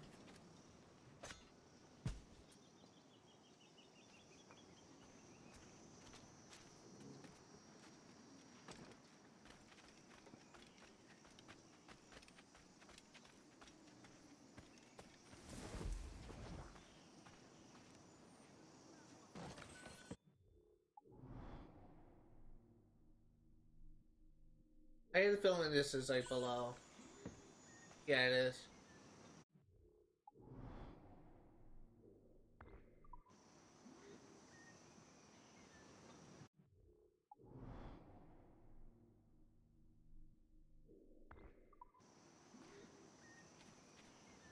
I think that's all we can do for here.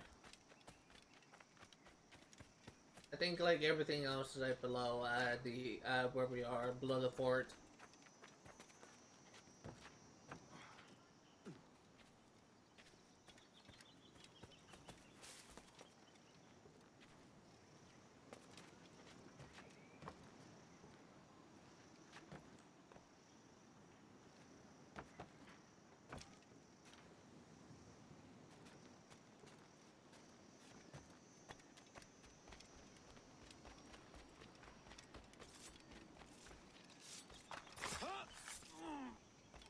Okay, I guess this is something that I've really talked about that much, but for those curious, a book I am writing is what I refer to as a religious fantasy. And it really... from what I've shown my professors, from what I have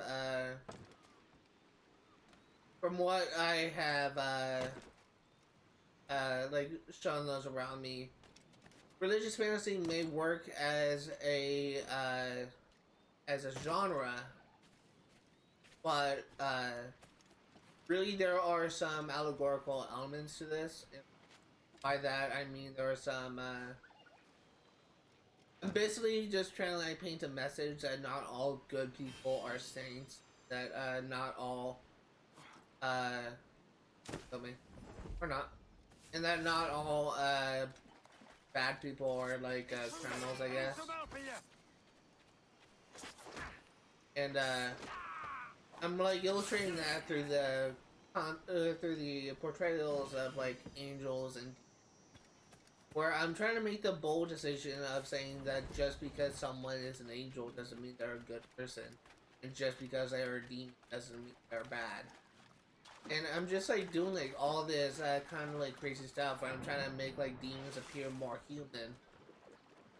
And while like outside of my main character, my main cast, I'm trying to illustrate how some parts of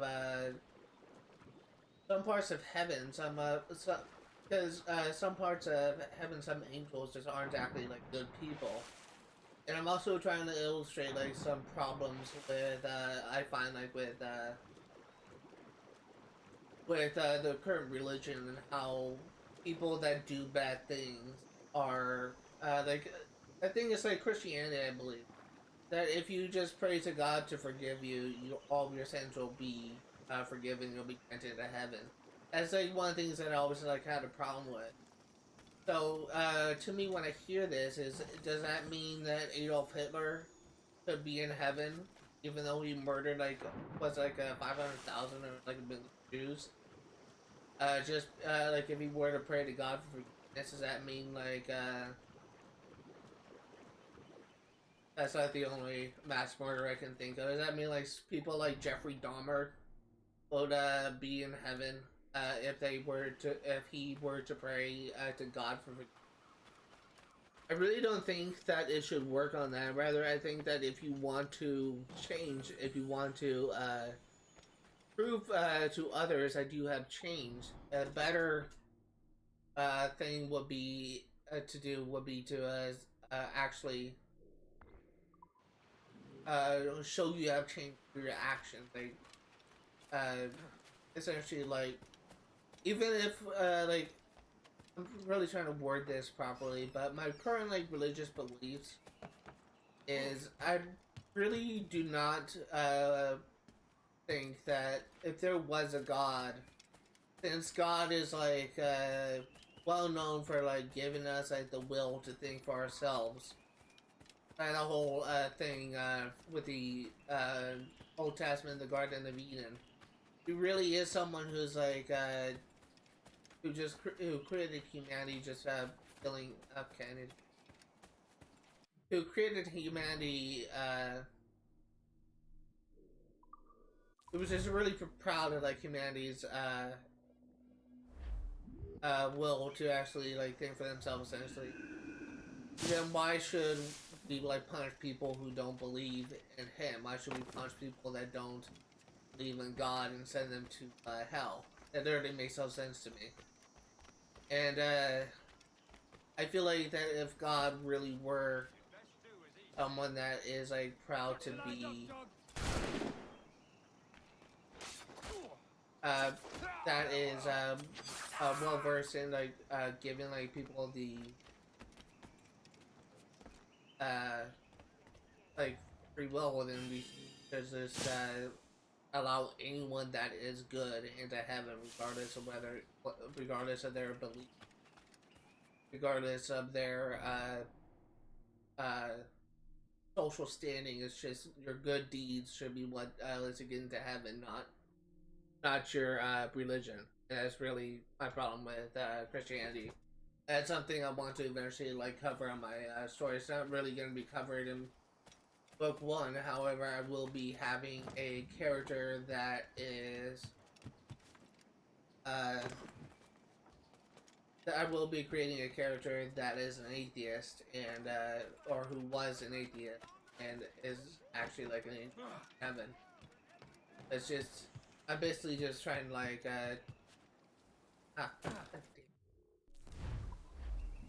I'm basically just trying to like bring up like different perspectives, I guess, with the whole religion thing, and just kind of like turn it all on a head, I guess. I get the feeling there's gonna be some people that absolutely hate my book, and some people that are just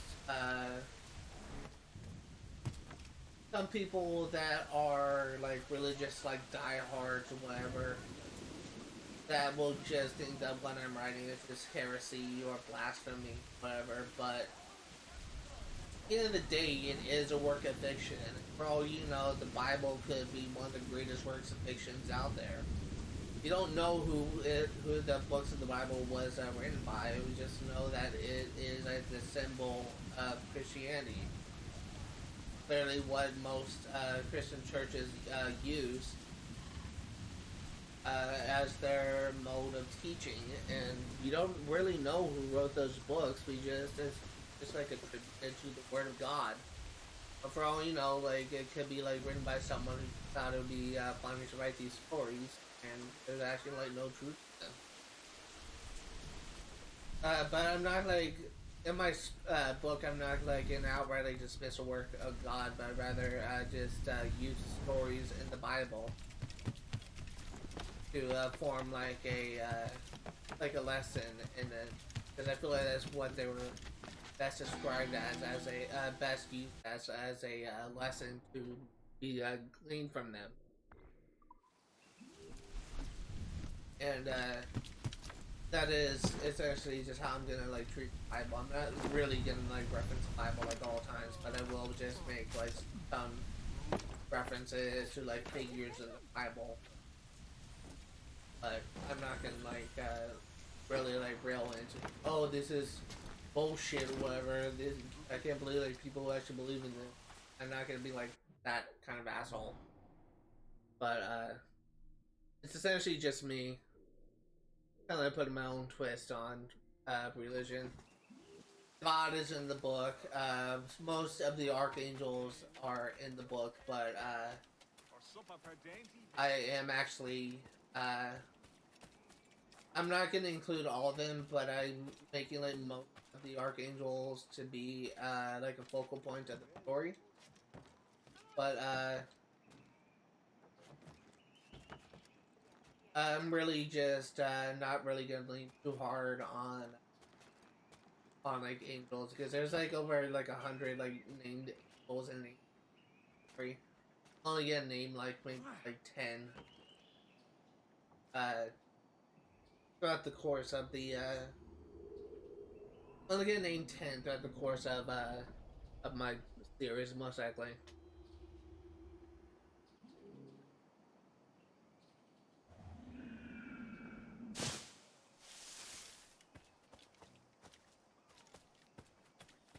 I knew there was a Animus fragment up there.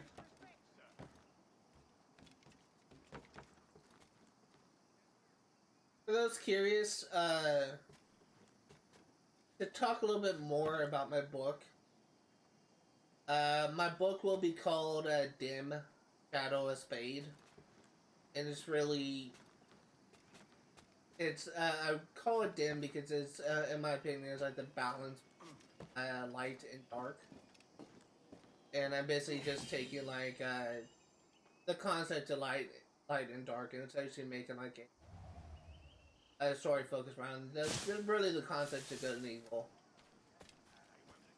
But it's to give like a synopsis of what the story is about.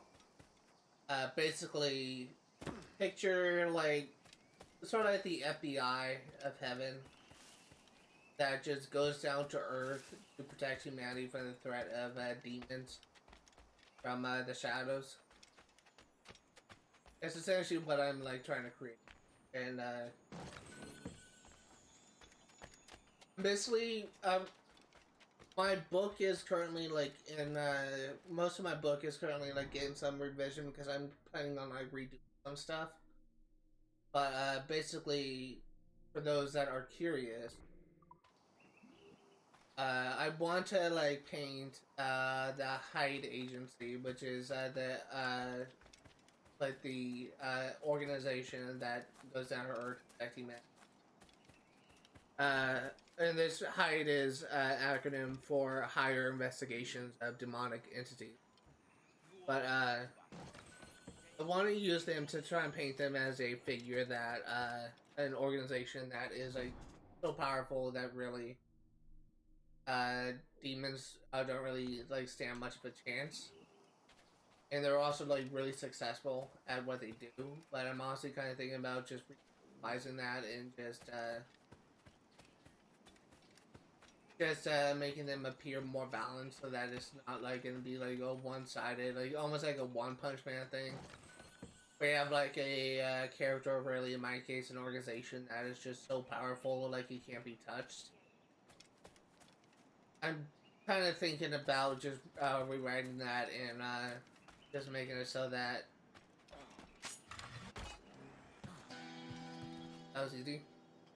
I'm kind of thinking about rewriting and making it so that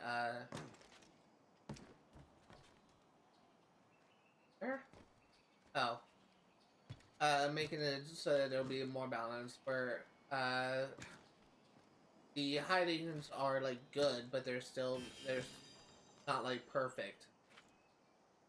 And because it was just kind of made, I was kind of made aware last semester when I was showing like a chapter to my classmates that people just tend to not like characters that always win no matter what. To that, I say should really look at the One Punch Man community, because there are so many One Punch Man fans that there's so many One Punch Man fans where they follow a character who is essentially unbeatable, but yeah, so he has like such a large fan base. So it just kind of makes me wonder just how true that really is. Because some people just like One Punch Man because it's so powerful, and they just like to be able to how he's gonna like overcome like this foe.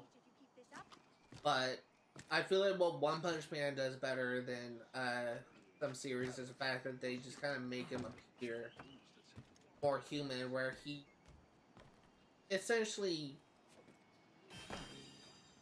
he's trying to define himself to trying to like be a hero, but he is kind of like, I guess, like overwhelmed, I guess, with the fact that he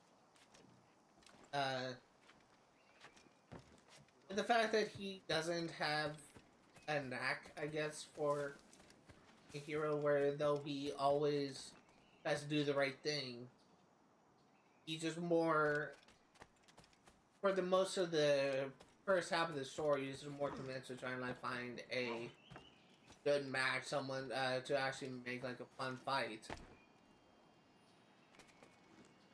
rather than to try and find someone rather than to actually be hero-like. It really wasn't until he met the Hero King, who actually like told him that there's more to being a hero than just like fighting enemies.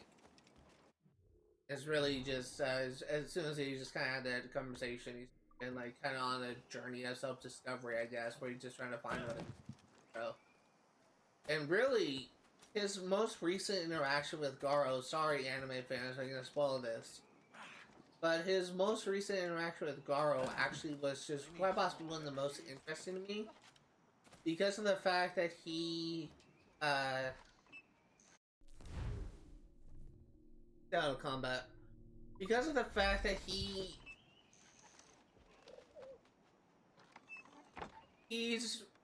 acknowledges, he essentially like got to the fight like too late, and he acknowledges that he's not like the best hero. But because of the fact that he got too late when most of everyone like essentially was like dead or like really injured, I'm not really sure like what it was, but he started to question whether or not he really had a knack for being a hero, because of the fact that he got like too late when everyone was just either dead or just badly maimed. And it just really was kind of shows wow, what the heck was that? It really kind of shows like growth in his character, but it's just the problem that I have with One Punch Man, the fact that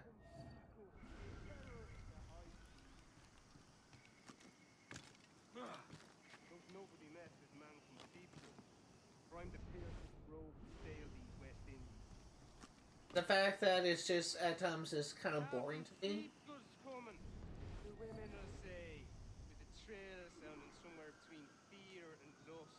Oh yes. I'll never surrender and never back down. And these shankers who think they run the do so only the. There we go.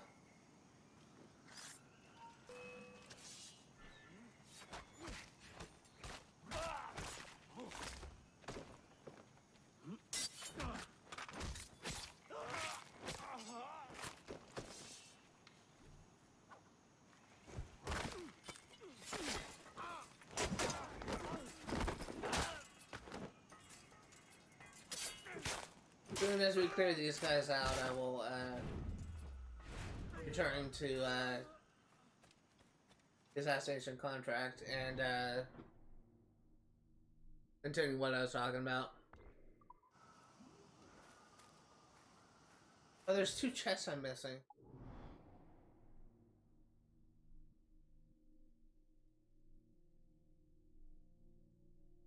Oh, one there.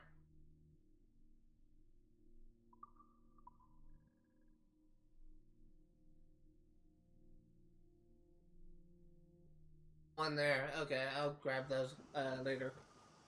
But basically, it just kind of at this point, where One Punch Man is in the story, it's just kind of showing like Saitama like actually like trying to grow as a hero, trying to learn what it means to be a hero at this point. I mean, he has like the strength to become one, but he hasn't like, quite figured out like what it means. It just kind of makes it a little more interesting.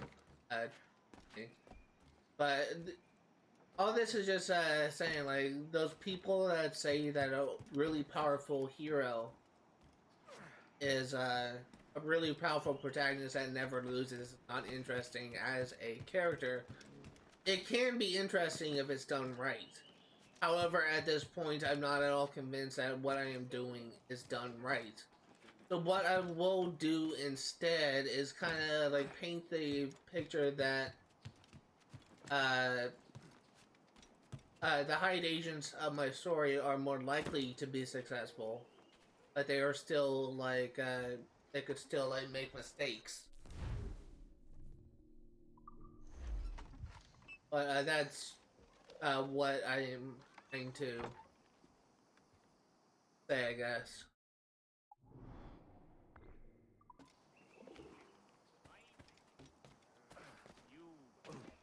But that's really something I need to work on, because if I can get my draft done, great.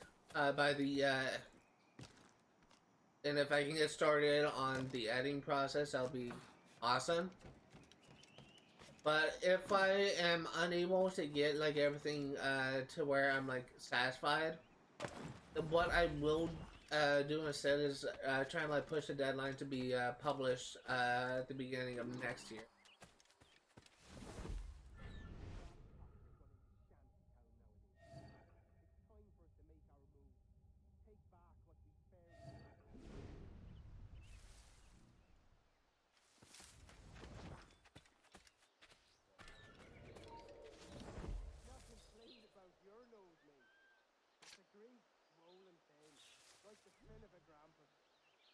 Oi, don't be a bleeding pest, you hear? We've got a task ahead of us. Aye, and some murders to get done.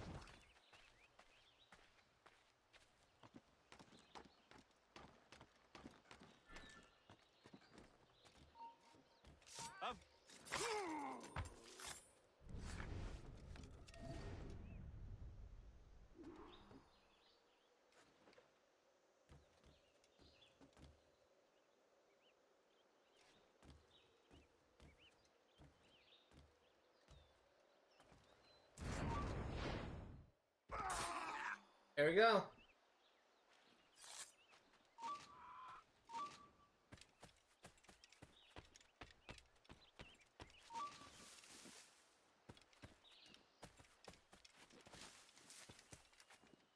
And after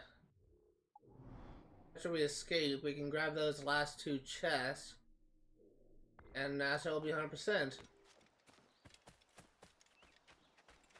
I'm really kind of hoping that this this book series I'm writing will actually kind of open the door for me, I guess.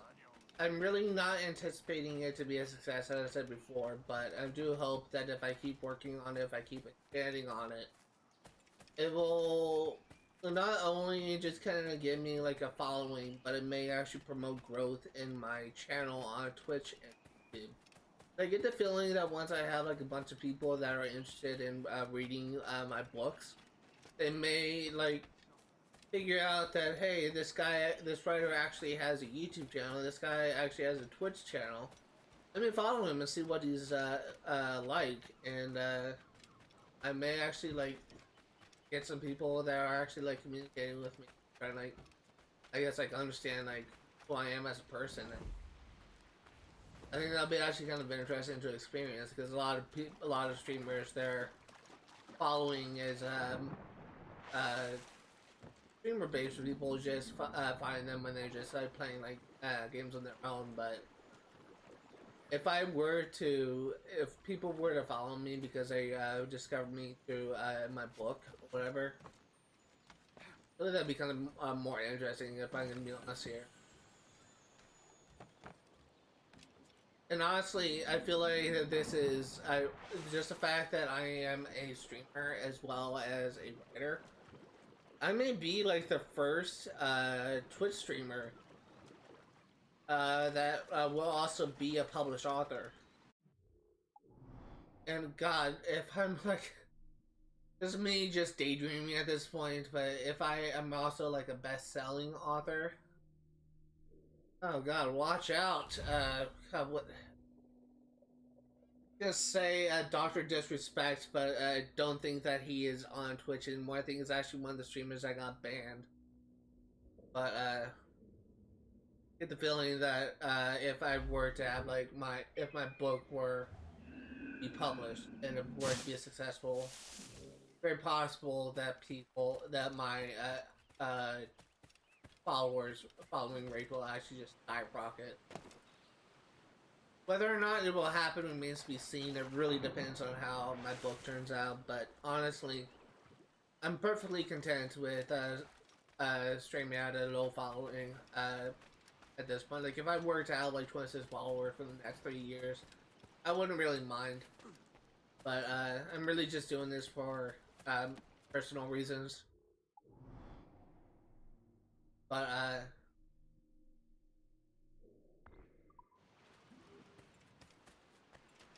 it would be kind of cool if something like that were to happen.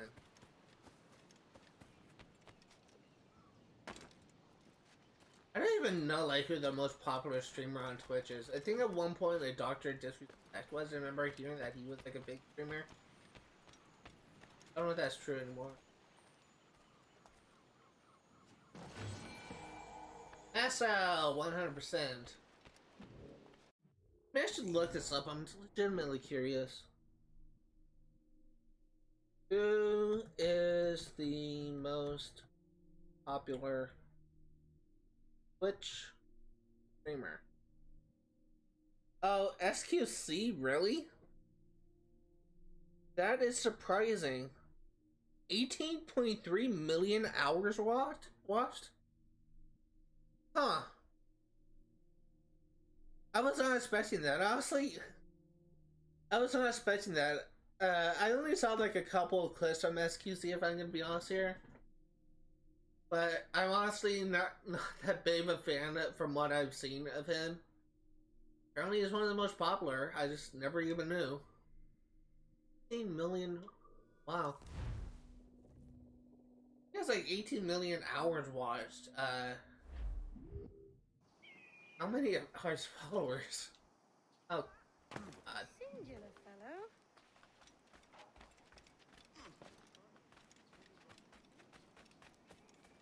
I'm actually legitimately curious to see like how many followers this guy has. Probably has like well over 1 million. Maybe like I don't know. Maybe like 5 million, something. I don't know. By God, you're a sight for salty eyes. Come you in and have a drink. Morning, all. I can wait. Who's this? Adewale, the Jackdaw's quartermaster. Jackdaw. You named your brig after a poxy bird. Ade, these lads are the better part of our growing confederacy here. Ed Thatch, Ben Hornigold, James Kidd. You let him carry a pistol, do you? Peace, Ben. Ade saved my life. And now we're looking to find a crew to fill out the rest of my ship. Well, there's scores of capable men about. But use caution. A shipload of the King's sailors showed up before nightback, causing trouble and knocking about like they own the place. Right. I'll see who I can muster.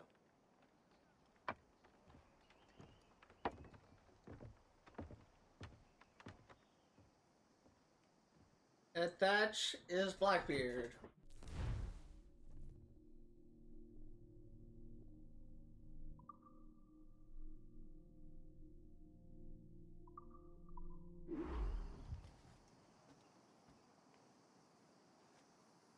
Send any men you find to the Jackdaw. I'll put them to work. Cheers, Addy.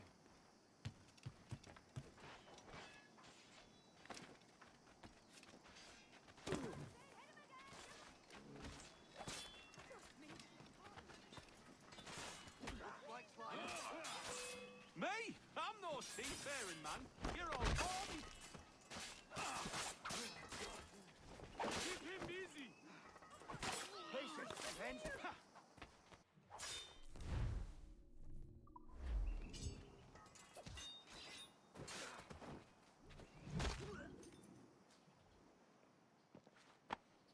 Pulled me from the deep there, Captain. Jack thanks you hardy. What did he say? Jackdaws, you're hardy? I'm guessing he was speaking like a different language, but I have no idea what the fuck that language was. God, that sounded like so weird. Jackdaws, you hardy?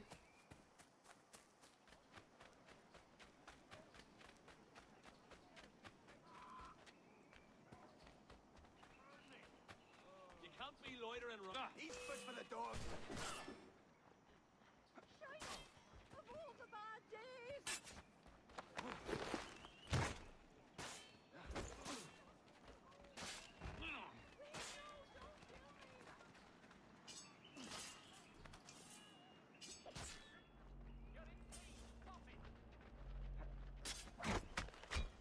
I've got a clear shot.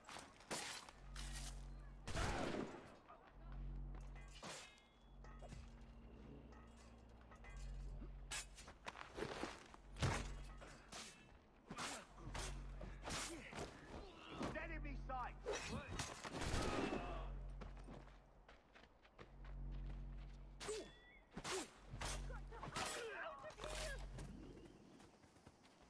Well, unfortunately, they just killed the pirates that were here.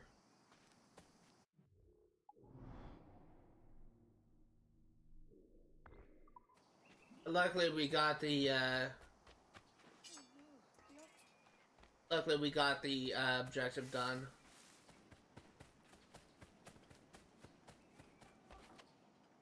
Almost killed me too.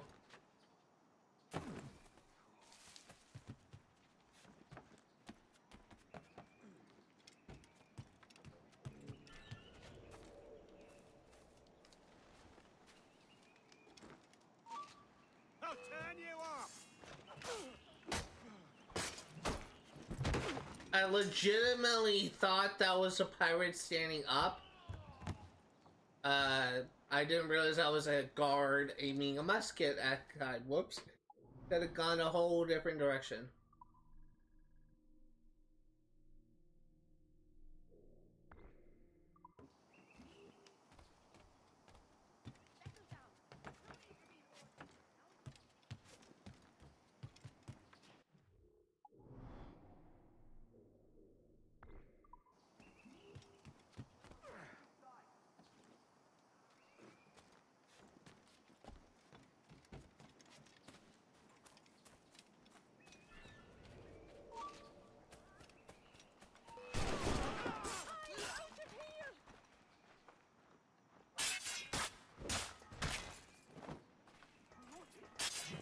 Okay, good to know.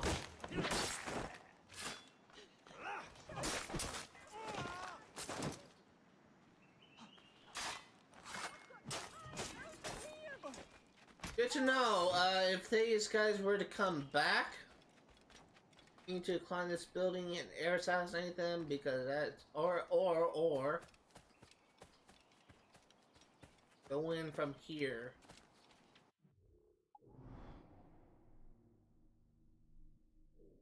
Good to know.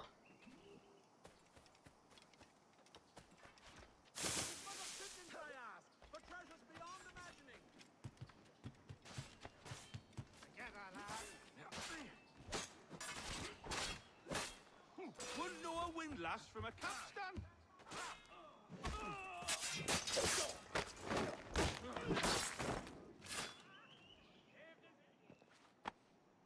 You'll be from the deep there, Captain. Jack thanks you hearty. What the heck is he saying?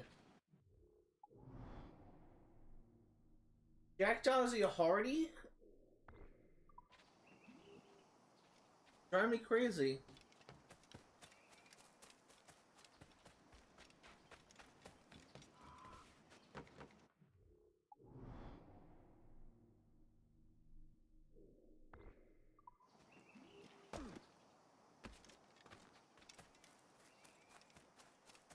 This is the same guy. No, actually, it's over there.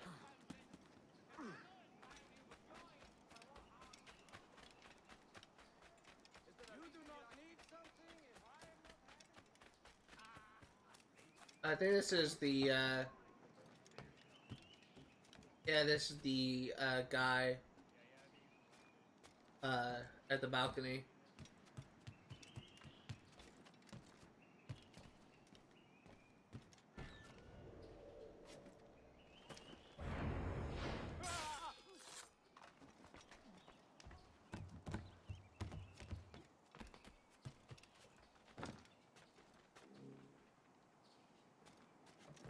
Friend ladder, you are now rank 8 in your friends list. Huh.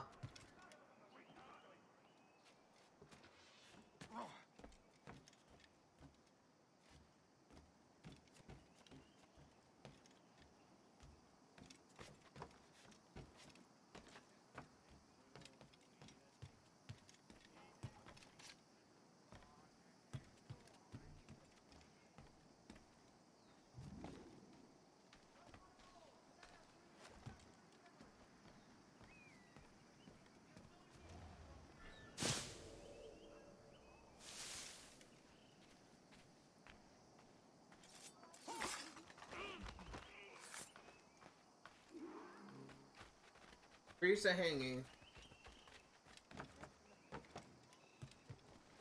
What's all this pissing and moaning about? Has something happened? Soldiers have come, that's what's happened. Okay.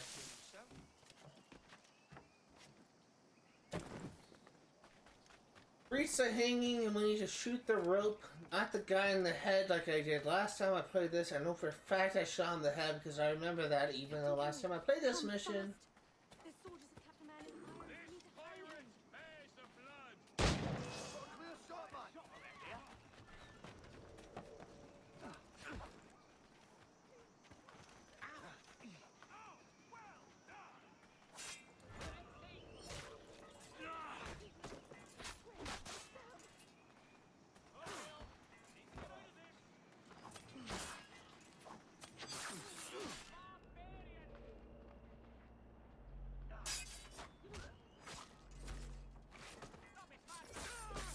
There we go.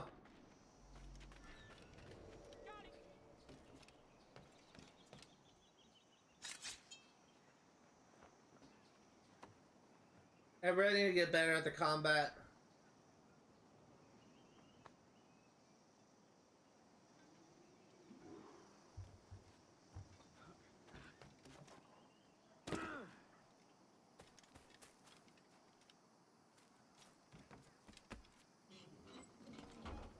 Let's say I think we are kind of running out of time because I think the next mission is a pretty lengthy one. So once I complete this mission, I'm just gonna be doing my stream wrap up, where I'm just kind of like self-explanatory, but I'm gonna be wrapping up the live stream and just kind of end things off. But we should have 100% sync.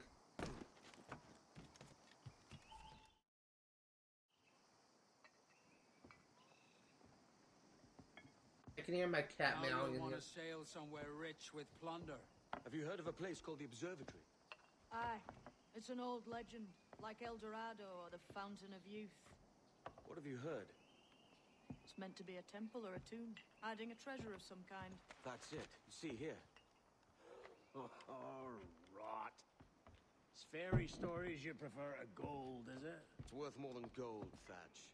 10,000 times above what we could pull off any Spanish ship. Robbing the king to pay his porpoise is how we earn our keep here, lad. It ain't a fortune. It's a fantasy.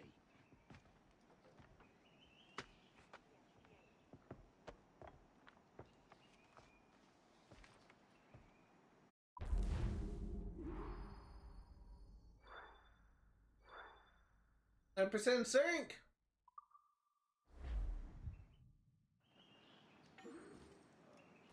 All right.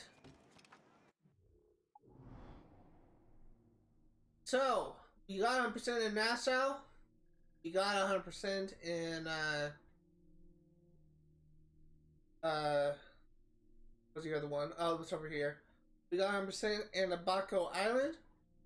That's actually good progress today. We're gonna end things off right here. If you are remotely interested in what you, if you are remotely interested in what you see, why can't I talk? And what you see today, most of the games I cover on my channel will be for 100% completion. I will be streaming Assassin's Creed 4 100% yet again next Friday, 1 p.m. to 4 Pacific Standard Time. Wow. 16%. I was honestly kind of expecting it to be like 12%, 13%. Not 16. I will be streaming Assassin's Creed 4 100% completion next Friday, 1 p.m. to 4 Pacific Standard Time. I will be streaming Far Cry 3 maybe for the last time next Saturday, 1 p.m. to 4 Pacific Standard Time. I will be streaming a Stardew Valley for 100% completion next Sunday, 1 p.m. to 4 Pacific Standard Time. There's one game on my channel that's currently not being played for 100% completion, and that is Overwatch. I will be streaming Overwatch on Thursdays, 1 p.m. to 4 Pacific Standard Time, and my goal for that series is to get my first gold weapon, which likely will not happen, and get as many hero achievements as I can before the launch of Overwatch 2, which will be for 100% completion. That's gonna do it for today. Thank you guys for watching, and I'll see you all next time. Just actually curious. No, I didn't actually get any more achievements, but kind of somewhat close on one. But that's gonna do it for today. Adios.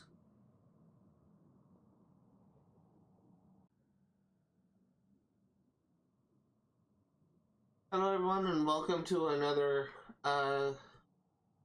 bonus, not really bonus episode, but a post stream session where I go over all of the database entries for Assassin's Creed Black Flag. Before we get things started, I had to step over my dog. It just like some picture in the face trying. Sorry, Layla. Got to mute my TV. I was actually on YouTube waiting for my Twitch stream to download, and now that it is, I can actually record this. But let's go ahead and head into the database, and we will see what's new. First and foremost, as I have mentioned before, all of the sea shanties I will not be able to play in this playthrough because of copyright.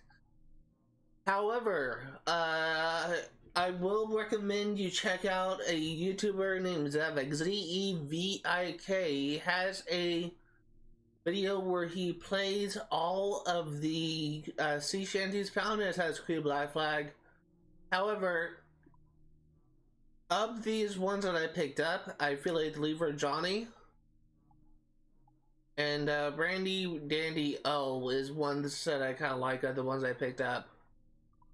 But I really recommend you go ahead and check those out, because I will not be able to play those this stream.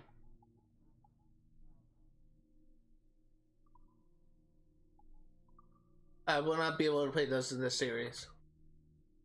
Manuscripts.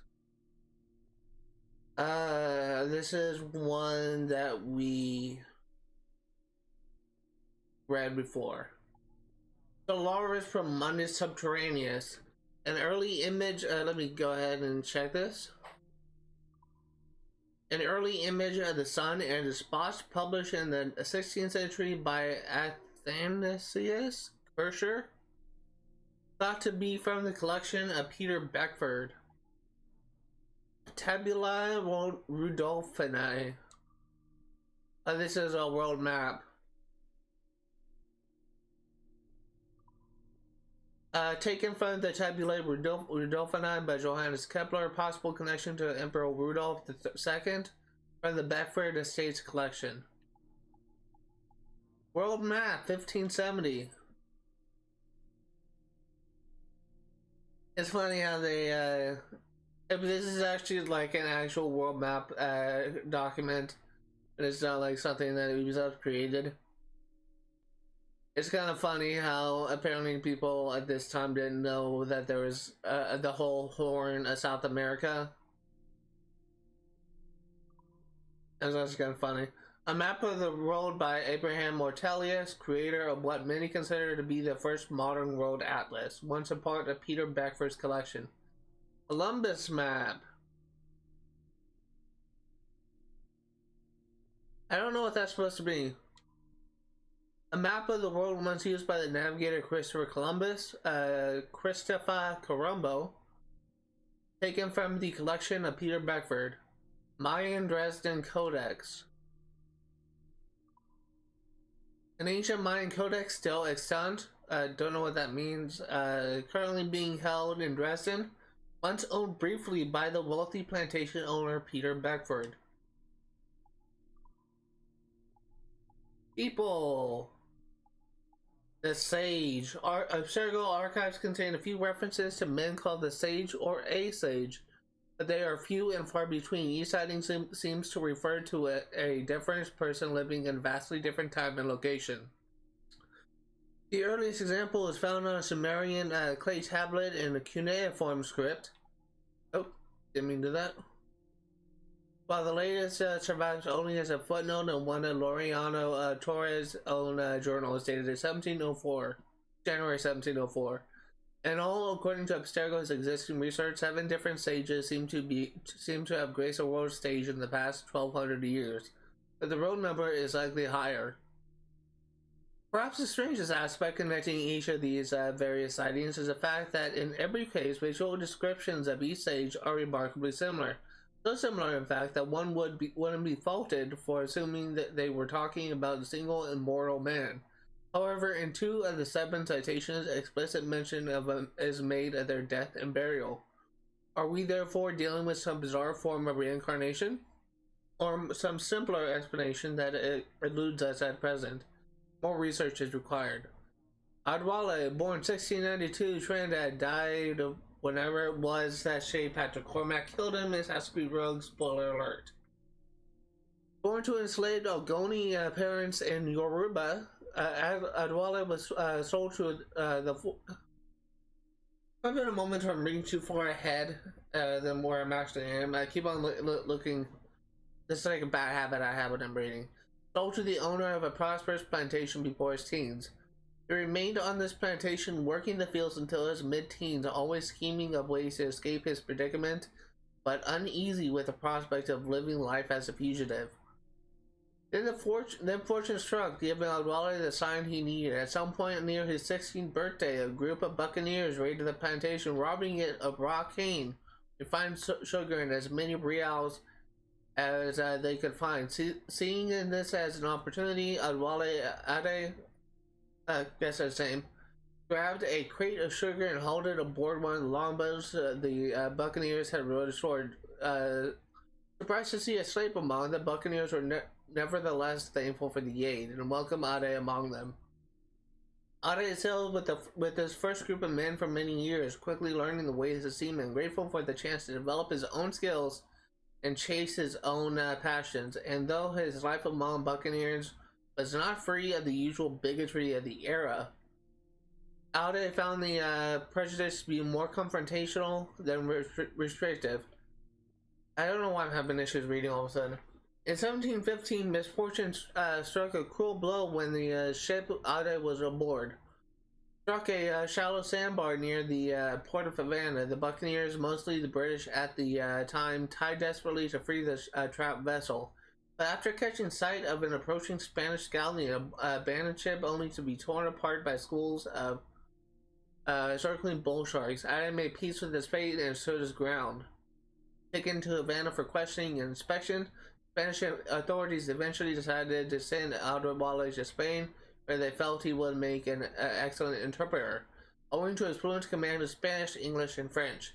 Some weeks later, they loaded him into one of the galleons that made up their perennial treasure convoy en route to Seville. We all know how well that ended for them. Benjamin Hornigold, one of my favorite characters, strictly for, one of my favorite names, I guess. Because horny gold just sounds funny to me because I am immature. Born mid 1680s, died in unknown. Benjamin Hornigold was likely born in Norfolk, England, although this has not been verified. All other information about his early life is unknown as yet. The first recorded instances of him are his early exploits as a pirate in the West Indies around 1713 to 1714.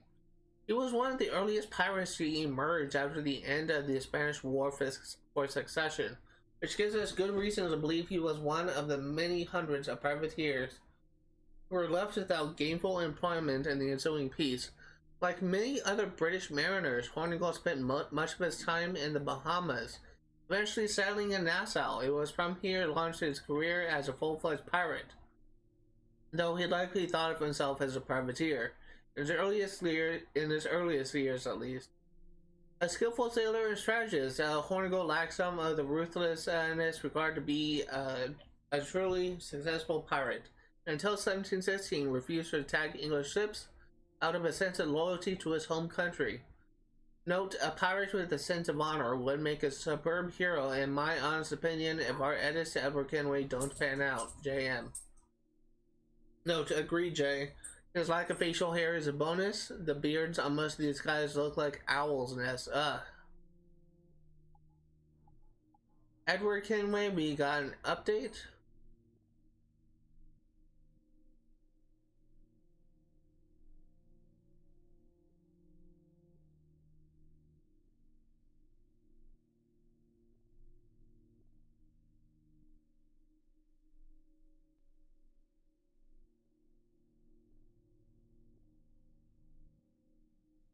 I think this is new.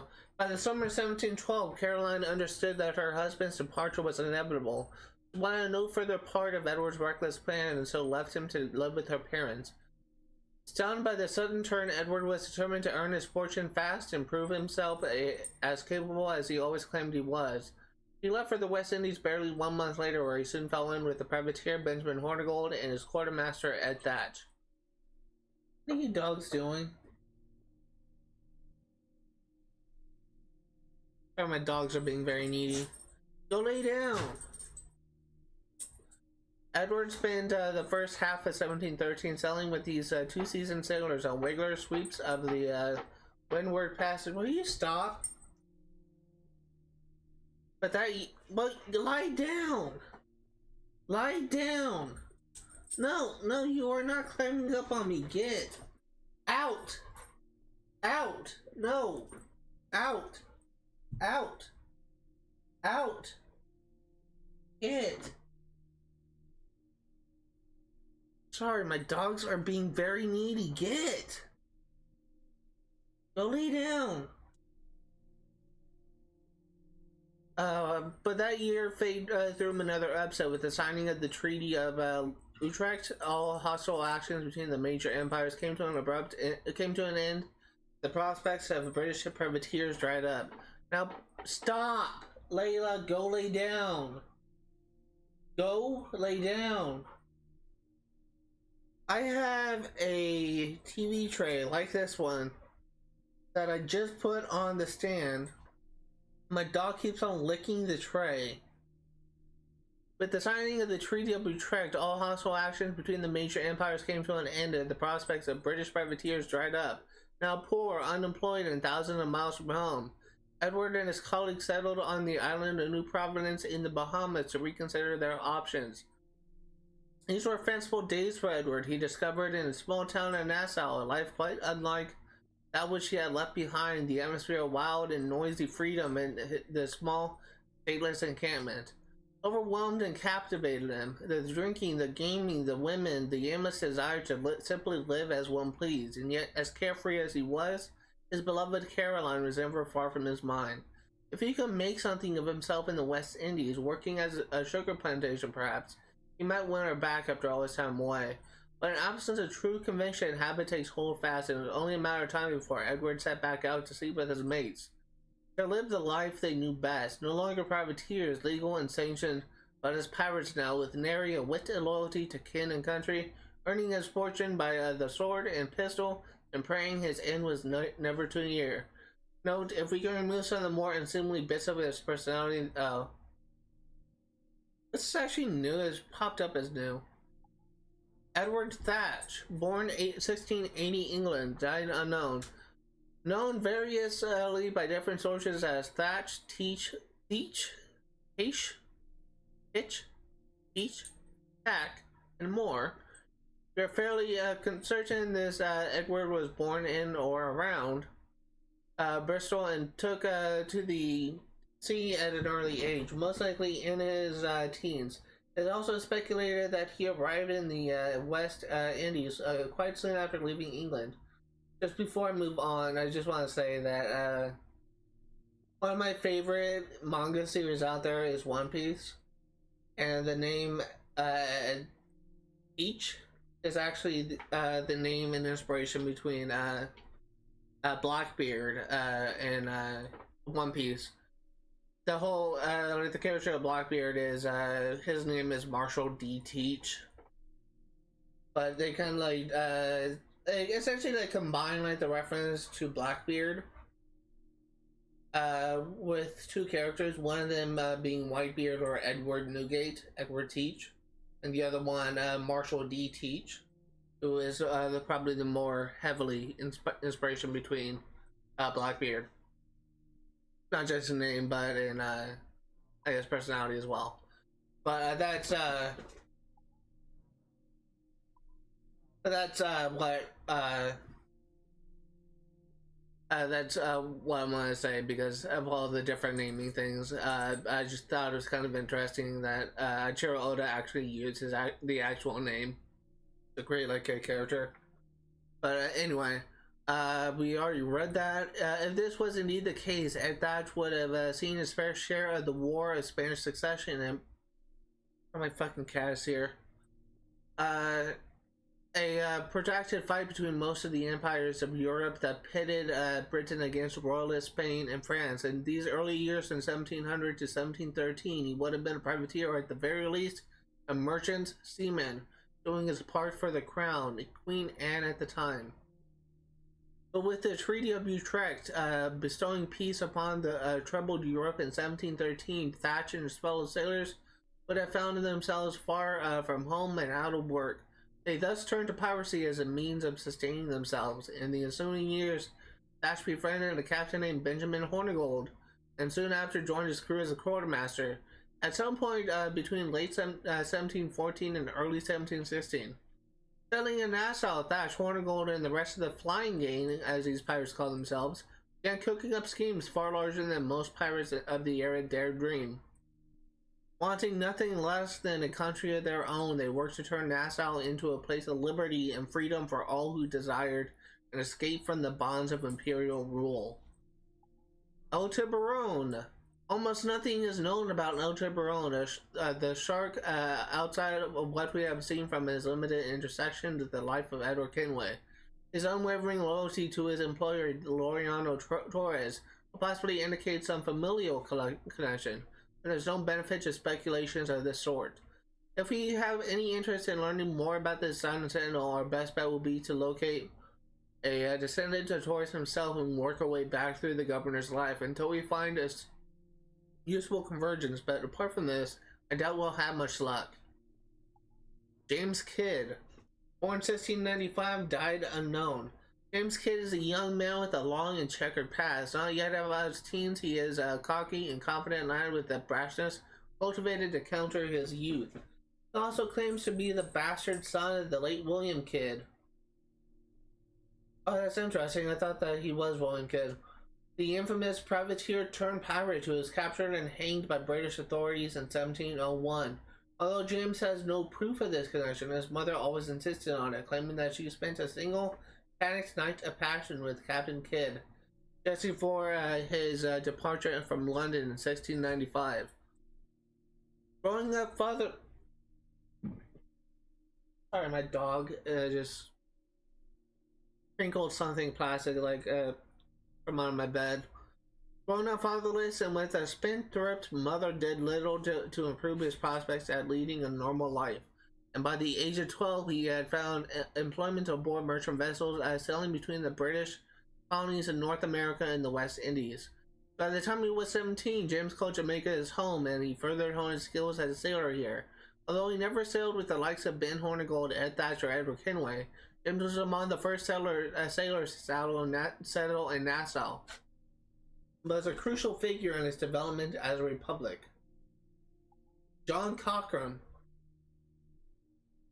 born 1689, died 1719, a close friend and confidant of Benjamin Hornigold. Little else is known about John Cochrane. Our records indicate that he was a pirate for a few years prior to 1718, before he surrendered to the king's emissaries. It's likely he fell into pirate hunting after that, as much reformed ruffians were wont to do. No, I thought this was Burgess. No, so is this the Irish one? I'm bad with accents. No, I thought it was Guildenstern or Rosencrantz, or no, the first one. I don't know what either of those mean. Julian de Casse, born 1682, died unknown. Nephew of the buccaneer John de Casse, Julian was born in Montpellier, France. He took after his uncle's example and took to sea at a young age, eventually joining him in a few skirmishes during the War for Spanish Succession, fighting on the side of the French and by proxy on behalf of King Philip of Spain. Ducasse's skill as a gunner improved rapidly, even as he grew wildly disillusioned with the monarchy and its obsession with lineage and breeding over raw talent and skill. In 1704, ordered by his superior officers to join his uncle and hundreds of French troops in what would become known as the Battle of Vélez-Malaga. I thought that was a Q. Ducasse opted instead to desert his post and seek his fortunes in the New World. At first, he threw in with slave traders in Africa and for a year made a modest profit off the venture, but he was never comfortable with the cruelty and detachment the job required, and so departed for the West Indies in search of yet another vocation. For the next 10 years, Ducasse roamed the West Indies as a hired gun, working for whomever had the coin and confidence to pay him. Ever prizing the value of intelligence and skill over mere reputation and breeding, Ducasse eventually found his way into the company of Laureano Torres of Cuba, in whom he found a friend and confidant. Laureano Torres Ayala, born in 1645 in Cuba, died unknown. Born in Havana but raised in Madrid, Spain, Laureano was of noble stock, the son of Tomas Torres Ayala and Elvira de Cuadros Castellanos. He joined the Spanish army in his late teens and was later appointed as a governor of Spain's territories in Florida, a post he held from 1693 to 1699. He then returned to Europe to participate in the Spanish War of Succession. In 1708, he was appointed as a governor of Cuba, a post he held for 3 years until he was accused and arrested of corruption. Until he was accused and arrested for corruption. He was acquitted of these charges, however, and managed to win a re-election bid in 1713. During his time in Cuba, he made many lasting improvements to the city, fortifying the island's defenses and kick-started the production of tobacco there. He remained governor until 1716, after which point he retired and devoted his life to charitable functions such as building hospitals. Note, hard guy to hate with all these charitable outlets, hard guy to like for the same reason. Dole. Let's dig a little deeper into this guy. Maybe he has a secret fetish or mania. Woodes Rogers, born 1679 in England, died unknown. Woodes Rogers was born into money to a seafaring family with deep roots in both Poole and Bristol, England. His early life was a picture of industriousness and ambition, and by the age of 18 he was an apprentice mariner. Upon his father's death at sea in 1706, Woods inherited his family's prosperous shipping company, which he took to managing with great passion. Between 1704 and 1707, Woods' fortune, I guess it's the same thing, Rogers' fortunes and family grew, and by the time he was 27, his marriage to Sarah Whetstone had produced one son and 2 daughters. By the end of 1707, however, his business had suffered great losses by raiding French forces, giving Roger the idea to recoup these dreadful losses himself. Knocking about Bristol in search of a partner for this endeavor, he soon found himself in the company of William Dampier, an old friend and unlucky captain who suggested setting out on a privateering expedition, one that would range far and wide about the New World. In 1708, Rogers made the necessary arrangements and set out as captain of his own vessel, a difficult voyage that would last over 3 years. Along his course, Rogers met with many successes and failures. In 1709, off the coast, I think it's supposed to be off the western coast of South America, he found and rescued a maroon sailor by the name of Alexander Selkirk, a sailor who had spent nearly 4 years living in isolation, who would serve as the inspiration for the book Robinson Crusoe just a few years later. Soon after Selkirk's recovery, Rogers' fleet engaged an enemy vessel in open combat. The skirmish had earned him a pistol shot to the left side of the face and a mangled heel. Neither wound was enough to remove him from command, however, and he continued serving as captain until his return to England in late 1711 to commemorate his return. He had an operation to remove the offending bullet from his upper palate. This guy is incredible. Can we make an entire film about him? Now in poor health but high spirits, Wood said about writing his memoirs. Upon their publication a few years, they were an immediate success, but improved a great source of income. But this brief glory was offset by the sudden death of his son, a tragedy compounded some months later by his wife's decision to leave him. Also at this time, Rogers was sued by former shipmates for allegedly hoarding goods and money plundered from enemy vessels. Rogers assembled a defense but lost the case. In 1713, itching to return to sea, he organized passage to Madagascar, claiming to be a merchant in the slave trade, but with the intended purpose of reconnoitering the rumored pirate colonies established there. When he arrived in Madagascar after months of hard sailing, he found that the legends of the pirate town Libertalia. Oh, that's interesting. Libertalia is like the main focus of Uncharted 4, which was the last Uncharted game to be made and was honestly kind of my favorite Uncharted game. That's actually kind of funny. That's actually really funny. I thought Libertalia was actually just kind of like fabricated for Uncharted, because I just thought that kind of thing was just... I thought that was just, it didn't really seem real, I guess. If something like that would happen, or that people would believe in a pirate town. I guess that it actually existed if it appears in this game too. The pirate town Libertalia had been exaggerated 100-fold. The pirates of Madagascar were sickly and few and desperate for help. After spending just a few months here, Roger set sail for England, a failure in his own mind. And yet never one to give up hope, Woods Rogers reoriented his actions to the West Indies, eventually lobbying King George for a commission to hunt pirates in the Caribbean. On this score, he succeeded. After a few diligent years of making his case, King George appointed Woods Rogers as a governor of the Bahamas. Now at last he would make his mark and bring justice to a land where chaos had taken root. Locations: Coconut Beach, small sandy islands that grow almost nothing but coconut trees. It was not uncommon for pirates to maroon their foes on such islands. Notable examples: Abaco Island, Salt Lagoons, Santa Nilas, Cumberland Bay, Marijuana Island. That is an interesting name. Cayman Sound. Florida.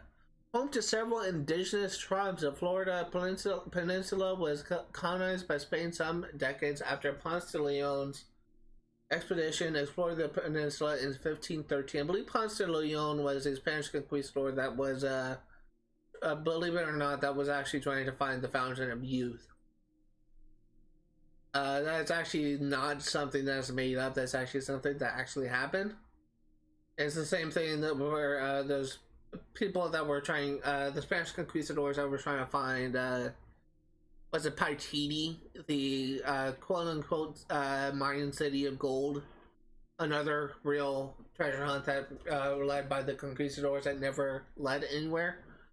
During the age of West Indies piracy, Spanish treasures ships would sail up the Gulf Stream on their journey back to Cadiz. Cadiz? I don't know how that. Oh, I don't know how that's pronounced. Southern Florida therefore became a neutral point of attack for pirates, and the Florida Keys a center of pirate recruitment. In particular, tropical storms famously shipwrecked several Spanish treasure fleets on the shores of Florida. Pirates and others flocked to pick through the wrecks and attack any survivors protecting the treasures. Last is Nassau. Originally founded as another Charlestown, the city was renamed Nassau in honor of King William III of the House of Orange-Nassau. The city has a particularly colorful past. In 1706, the city's officially appointed governor skipped town, thus severing the crown's direct control over the Bahamas. The island's languished for almost a decade in the hands of British citizens with little or no interest in statesmanship. By 1713, the entire region had become a haven for pirates, and it was in this period that Benjamin Hornigold declared Nassau to be a pirate republic.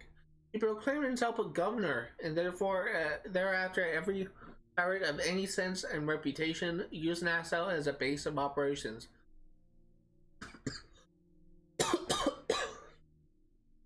Excuse me. Transforming the small city of barely 1,000 residents into a nest of infamous bastards, according to the governor of Bermuda.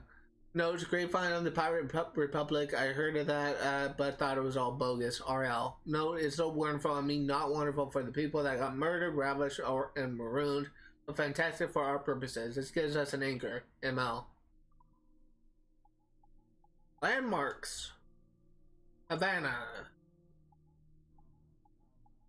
Governors' prisons. As colonial governments expanded their duties in the West Indies, they often operated in an ad hoc manner. I don't know what that means. I think that's a Latin phrase. As a result, the improvised use of fortifications as a governor's residence or as a town prison was not unusual. Note, good use of space, multi-purpose, very green. Nassau. Old Avery Tavern. This drinking spot, named after the king of pirates Henry Avery, another pirate that I actually heard of, was highly popular among greedy seafarers in the early 18th century. Legend had it that Avery himself once had a financial stake in several establishments throughout the West Indies, but that appears to be nothing more than self-promotion.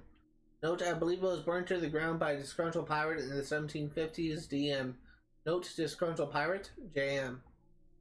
The Queen's Staircase, 65 steps carved directly into the promontory rock. The Queen's Staircase connects the lower town to the fortifications above. Slaves carved the steps by hand in 1773 to 74 into the 102-inch, 31 meters solid limestone cliff. Note, saw it on my honeymoon. Too bad the dates don't match our virtual experience. Local legend has that the steps were carved to honor Queen Victoria's reign. One step for every year. I call BS. Queen Victoria wasn't born yet in 1774. They saw it coming anyway. It's a cool structure. I said was thinking in. No fudging dates. D or such a killjoy. Too ironic to leave out. Iconic to leave out. It goes in. That's what I don't understand. You're essentially reliving the memories of Edward Kenway through the DNA or whatever of freaking Desmond Miles. How do they have this much control into creating like actual landmarks that may or may not have existed at the time when you're freaking reliving the memories of someone who has been dead for hundreds of years? How the fuck does that work? I don't fucking get it. Keeps on bringing it up. Oh, we can't use this. Oh, this actually wasn't here. Well, if it wasn't here, then don't include it. You're reliving the memories of someone that is dead that lived at this time. God, why is that a thing? Ship. I think El Dorado was new. The jackdaw.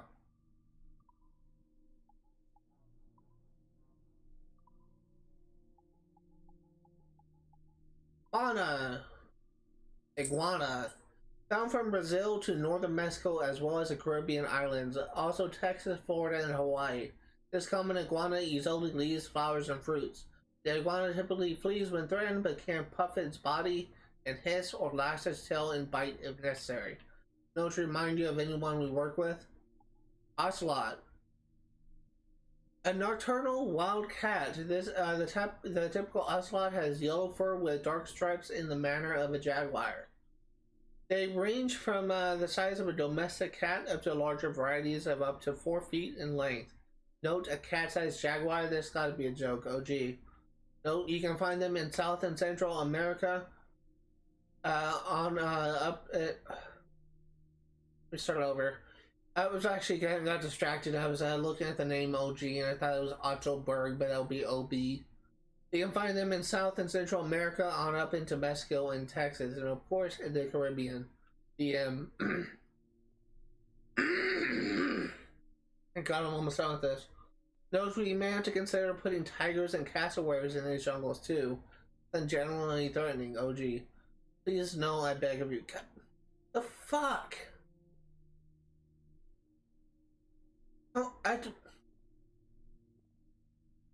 it was just always been the case, and I just was too stupid. It was a freaking in the previous Assassin's Creed games, from Assassin's Creed 1 to not actually counting 1 because I didn't have a database, but from Assassin's Creed 2 to Assassin's Creed 3, did they seriously have like these moments? Talking most likely narrated by Sean Hastings and Rebecca Crane. They had these moments that, oh, I'm sorry, we added this in, even though it's not historically accurate. Or is this completely new to Abstergo? Because this is just doesn't make any fucking sense to me. You're reliving the memories of someone that's dead. You shouldn't have any control over the environment. It's just not at all how I understand the Animus to actually function. In any case, that does it for this post, this database section. We might notice that there is an art collection. I'm actually going to save art collecting, buying the art for later. In fact, I may even, I think there's only like set art pieces in each major city. I may actually just buy all the art pieces found in Nassau. But that's going to do it for today. Thank you guys for watching, and I'll see you all next time.